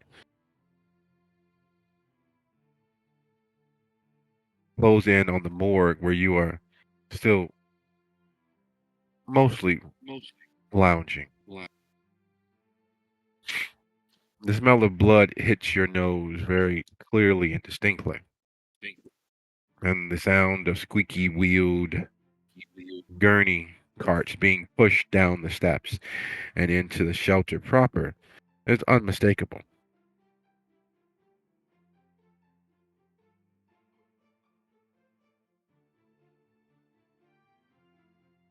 Well, then she will hop up and get ready to do what she can.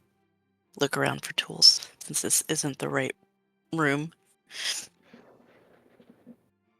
It's Well, not. Yeah, Bennett?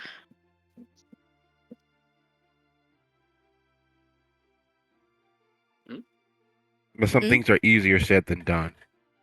They enter with clearly dying men dressed in off the rack 2-piece suits, looking as if they've come from central casting for a behind the scenes special episode of The Sopranos or a vignette dealing with the extras from the cast of My Blue Heaven. The scent of blood fills the space. What is everyone's hunger? 1 currently. Yeah, one for me too. I believe it's a 2. Look at that. For the first Yeah. time in a very long time, the beast doesn't lend a hand.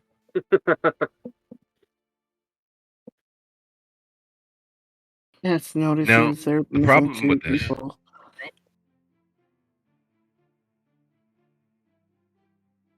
the unspoken problem is, as you all enter the space with the corpses, or soon to be corpses, you have a torpid vampire, you have Miriam, but you're missing 2 individuals. And Hestia, it goes without saying, you understand what happened the last time you were in the shelter with dying, not quite deceased individuals. Oh, that's right. Miriam, so do you. You do. As Aaron approaches the torpid Theo, he's just, do we actually care to save those 3? Oh no, Miriam's already on it. Oh, don't worry. He was asking Hestia. Well, they brought them all the way here.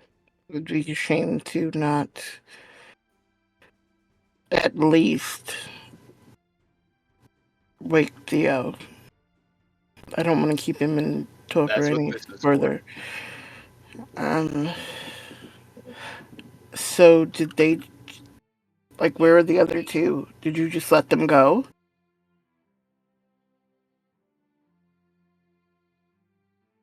He was going to walk her to her new haven, which is right around the corner, apparently, according to him. And she's like, how did you know that? And as that conversation is happening, he's gonna wring out the rag into Theo's mouth.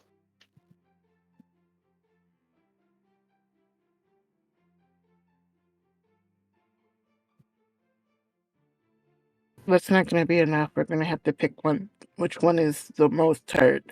Because we don't have a lot of time. They're empty bodies waiting for spirits, and they are bound to be possessed if we don't either end them entirely or save their lives.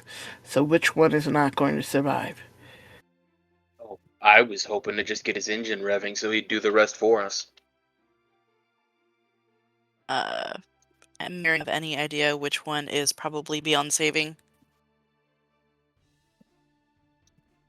Yeah, what's the total of Miriam's intelligence plus medicine? 7? Or 6? Sorry, I was looking at wits. Yes, 6. Okay, half of 3, not a problem at all. In fact, here's a problem. Whoever did this to them, whoever shot them, was either a crack shot or extraordinarily lucky. Their abdominal aortic artery has been lanced. Short of cauterizing the artery, which you don't have the tools for, they all will be deceased within the next 30 minutes. Because it was, in fact, just nicked. A clean in and land. There's no way that anyone is that skilled with a gun. This had to be the luckiest shots ever, which is strange considering there's not any scuff marks, no dirt or debris on knees or elbows, no signs that they actually fired back. In fact, all of their own firearms are still in their holsters underneath their arm. Extraordinarily lucky.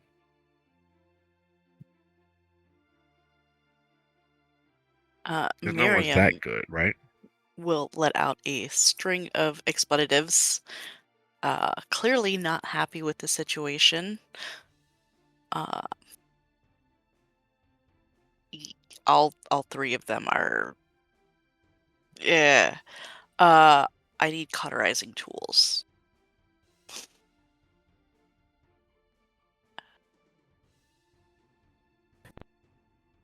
I'll see what I can come up with. I think I have a soldering iron around here somewhere.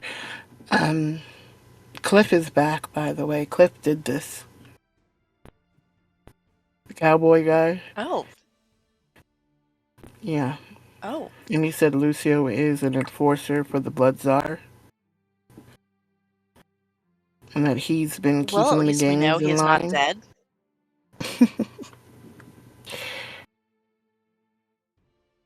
I don't know. Write Lucio a letter or something.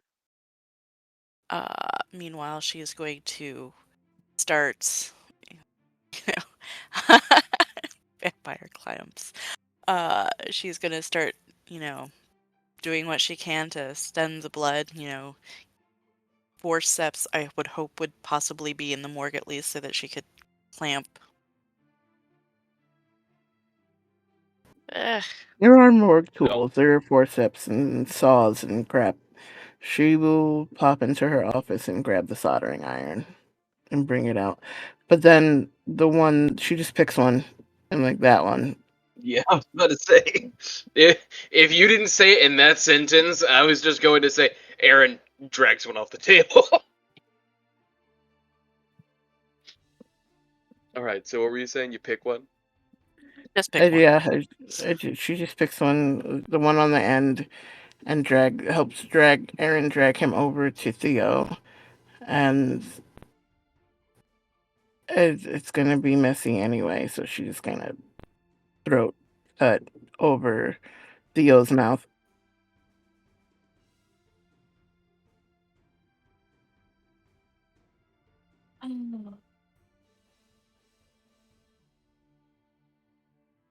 So then, are we Miriam, wanting to put budget Clint Eastwood down?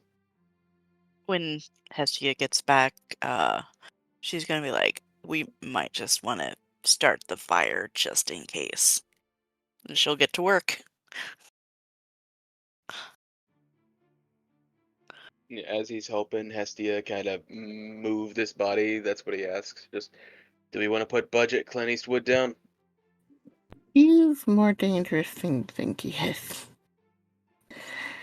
Everything is more dangerous than I think it is. That doesn't mean that I just let it be.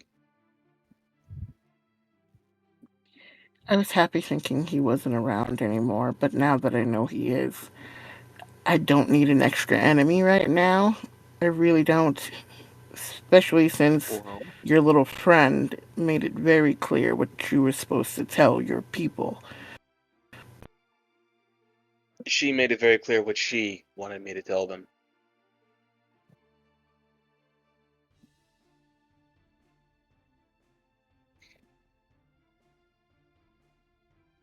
Yeah, that's a thing. But do you have enough pull to be rocking the boat right now?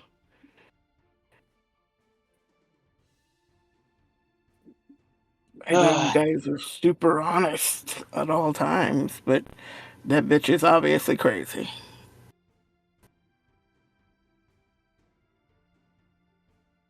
I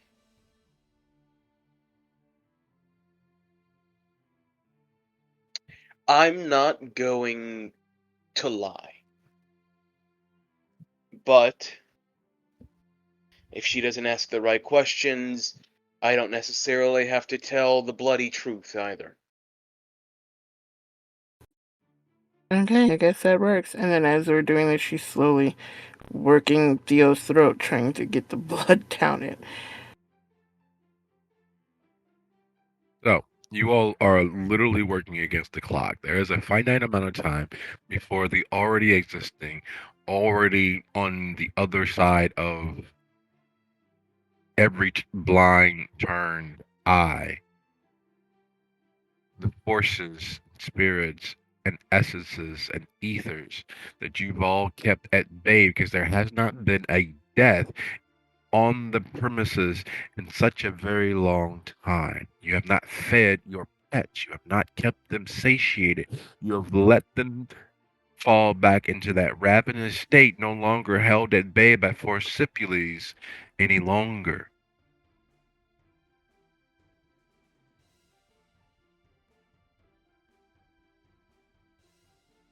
So, Miriam, would you be so kind as to roll your dexterity plus medicine DC 4? You need at least a 4 to save on in the time it takes for the torpid form of Theo to drain and resurrect, leaving only one other potential corpse or soon to be corpse to be possessed.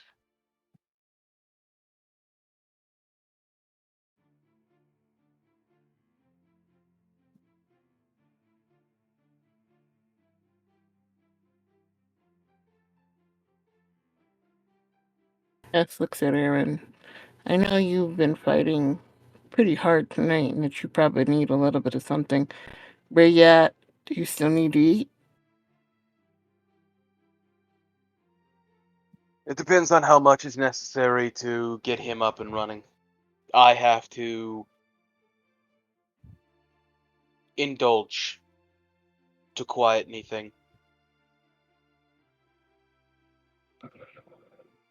And the scent of fresh, hot, piping blood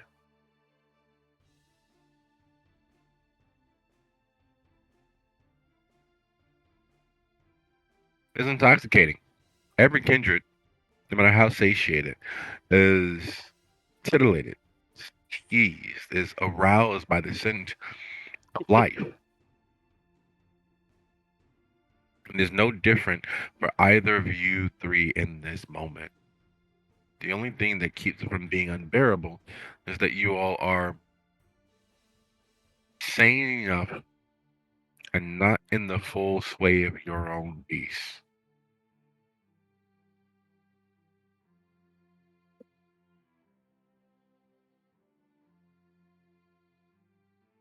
To be, he says, as he's just kind of like holding himself back, blunt. She's not the only one that doesn't enjoy being threatened. If she becomes a problem, the problem will be solved. That's not. If, What was that? if Who said that? your own inner understanding of the moment, if she literally made you all on camera that she mentioned she knew was there, accessories to a murder, 3 to be exact. Because even if these gentlemen survive, you all have brought mortals into a kindred's haven.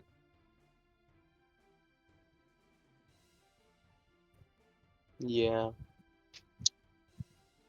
Shush, Nobu. No spoilers.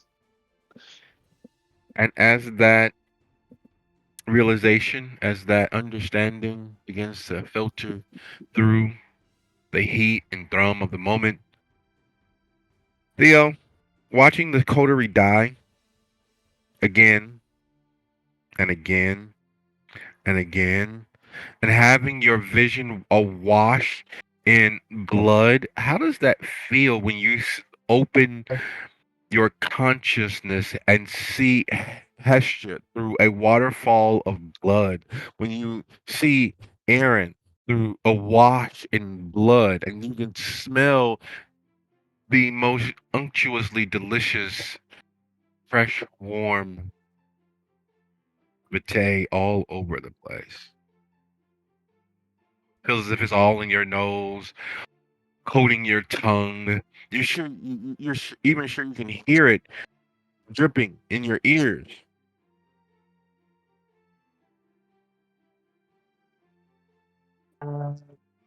This will be one of those moments where, Theo would definitely want to talk to them because there's a lot of things that he has to talk about. He'll let her finish. But first, um, he has to, slack his thirst. He's a little thirsty right now. Thing. But once he I can talk, he's going to bring all of them together because he really wants to core dump some information on them that's going to be very helpful.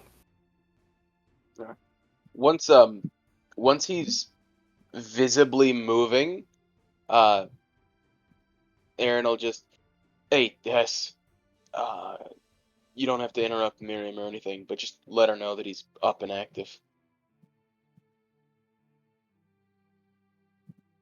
Mm. She also mentioned that I might want to get the oven going just in case. So I should probably do that. It takes a little while to heat up. But we need to make a decision on the third guy real quick because what you don't understand is just like Theo got possessed, that guy over there that's dying could be another potential place for possession. So we either need to, again, end him or do something else. I mean, hey, I am not a pacifist.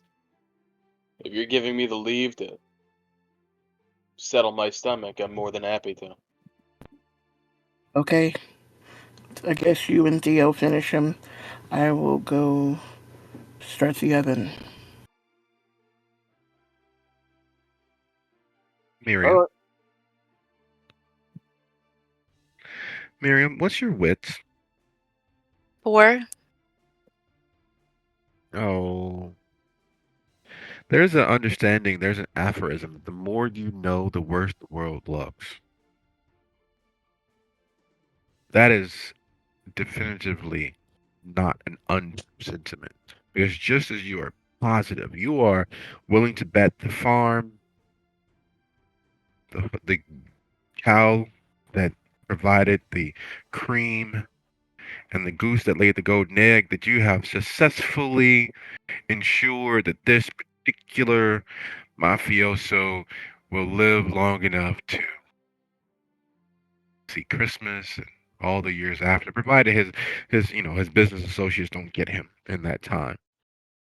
And there's a realization as to what you have done in saving this one. You've taken just enough time to overhear the susurrous murmured conversation between Hestia and Aaron. You saved this one with just enough time and understanding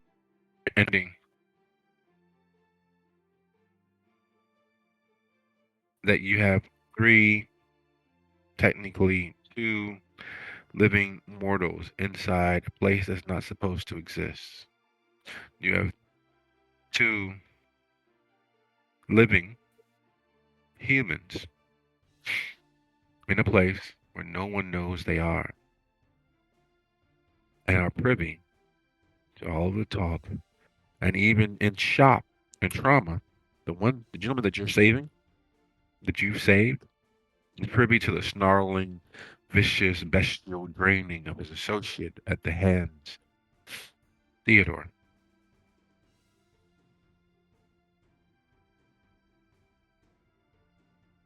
you've seen this movie before. You've seen this outcome before. You know what happens now. And of course, you take active aims to keep that from happening. As Aaron closes in on the second living entity, and Theo finishes satiating himself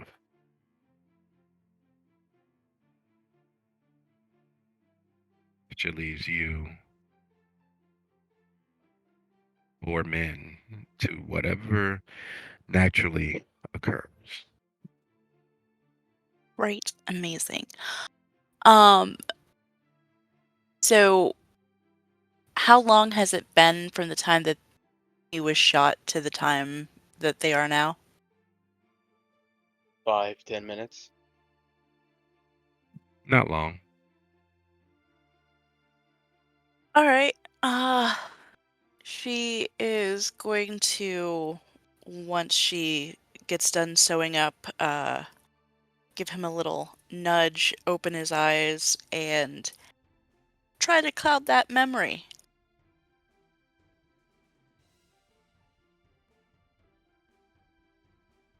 Okay. Consider it a fait accompli. And as far as Theo, Aaron, the second there, do you all try to daintily sip and slurp from the wrist, or do you just do what comes natural? I'm not gonna dress this up. I don't need to eat this guy. He doesn't need to die this way, but I'm also somebody who doesn't like to do more harm than is necessary. So I'm a limp-wristed son of a bitch. I'll bite onto the arm rather than tearing into him. Yeah, I'm gonna. Theo's gonna drink this guy like a sun kiss. Oh, he's doing the crinkling and everything. He's trying to curl his toes. Yeah.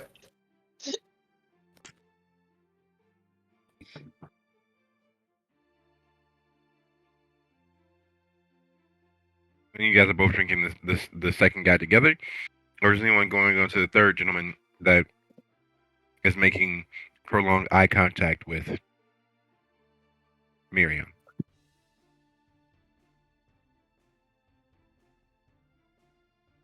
I mean, How much is my hunger pretty much topped off right now, or is he still ravenously hungry? Well, are you going to resist the natural inclination that comes from having died again? Nope. also, there's something to keep in mind contextually. You're riding a high right now. Exactly. I'm not even trying to fight against the wave. He's got his boogie board out right now. He's riding that wave so hard. Gotcha. Yeah, no, And so, Aaron will stop after satisfying himself and leave him to finish up, I guess.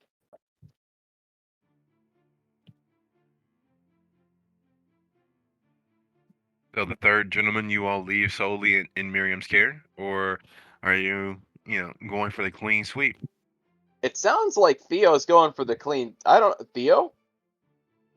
He always going for the clean sweep. He's going all in. So as Miriam's working on this guy, Theo is attempting to interrupt that, I suppose. He's not trying to interrupt her. He's like letting her do her thing. He just kind of on the other side of the body, emptying him out.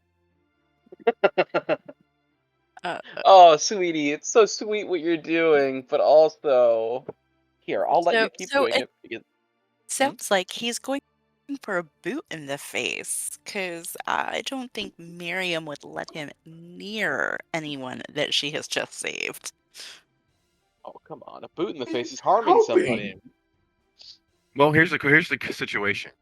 As you're making eye contact with him and trying to take those memories, do you continue taking those memories, or do you stop and give Theo the cat's meow brush off? Hmm.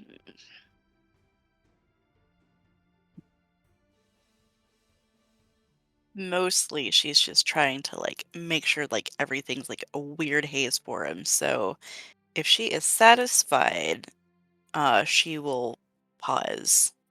Um, Otherwise she'll like kind of like bang her foot on the table or something to get someone's notice.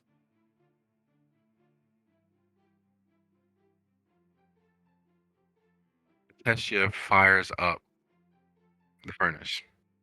It's been a very long while, but like the sounds of home that plague the memory, oftentimes dance through the nightmares, and is as well known the sound heart beating. Furnace starts up with a coughing, sputtering engine. It sounds like a jet.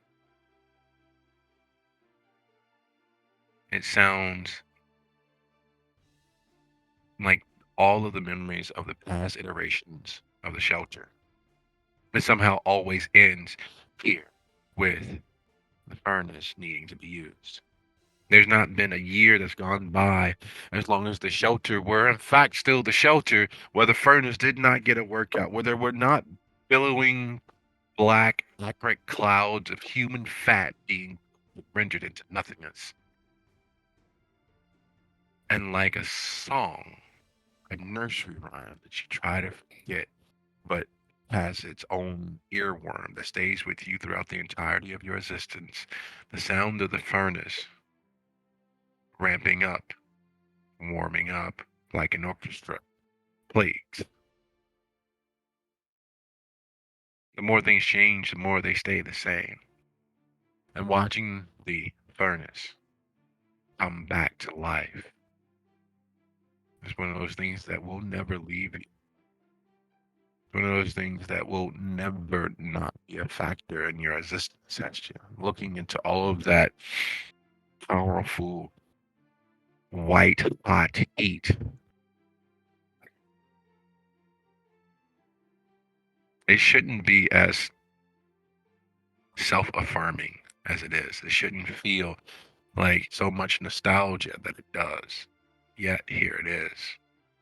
You are going to be rendering another body, another two bodies. While one floor below you, as Miriam offers absolution and takes memories of violent trauma from this man that she saved, this human, this mortal, this person who would have gone on to have more kids and more grandkids and been a factor in his community for both good and for ill. The last happy moment he sees is Miriam's face as every pleasure center in his body explodes at once. And he literally comes as he goes. His blood stolen, taken. The kiss doing its magic and working its, well, poison. Because even if you survive the kiss, there won't be as many eyes in your life. Your lows will be deeper and darker. Kiss gives and takes with both hands at the same time. And as every pleasure center in his body goes off like the 4th of July, Miriam takes the memory of what got him here. All he sees and all he feels as he ceases to be is happiness. I wish the same could be said for Miriam. But being connected eye to eye, mind to mind, soul to soul, as the lights go out, as the 21 grams dissipates from the body weight, is not an enviable thing. Being there when the soul dissipates. You're not quite dragged along with him into hell or into heaven, but it definitely feels that is one of another life ceases to be. Aaron watches as blood-stained tears begin creeping down Miriam's face. It's the first time he's actually seen honest, earnest emotion from her. And it's at the death of some unknown, clearly criminal move.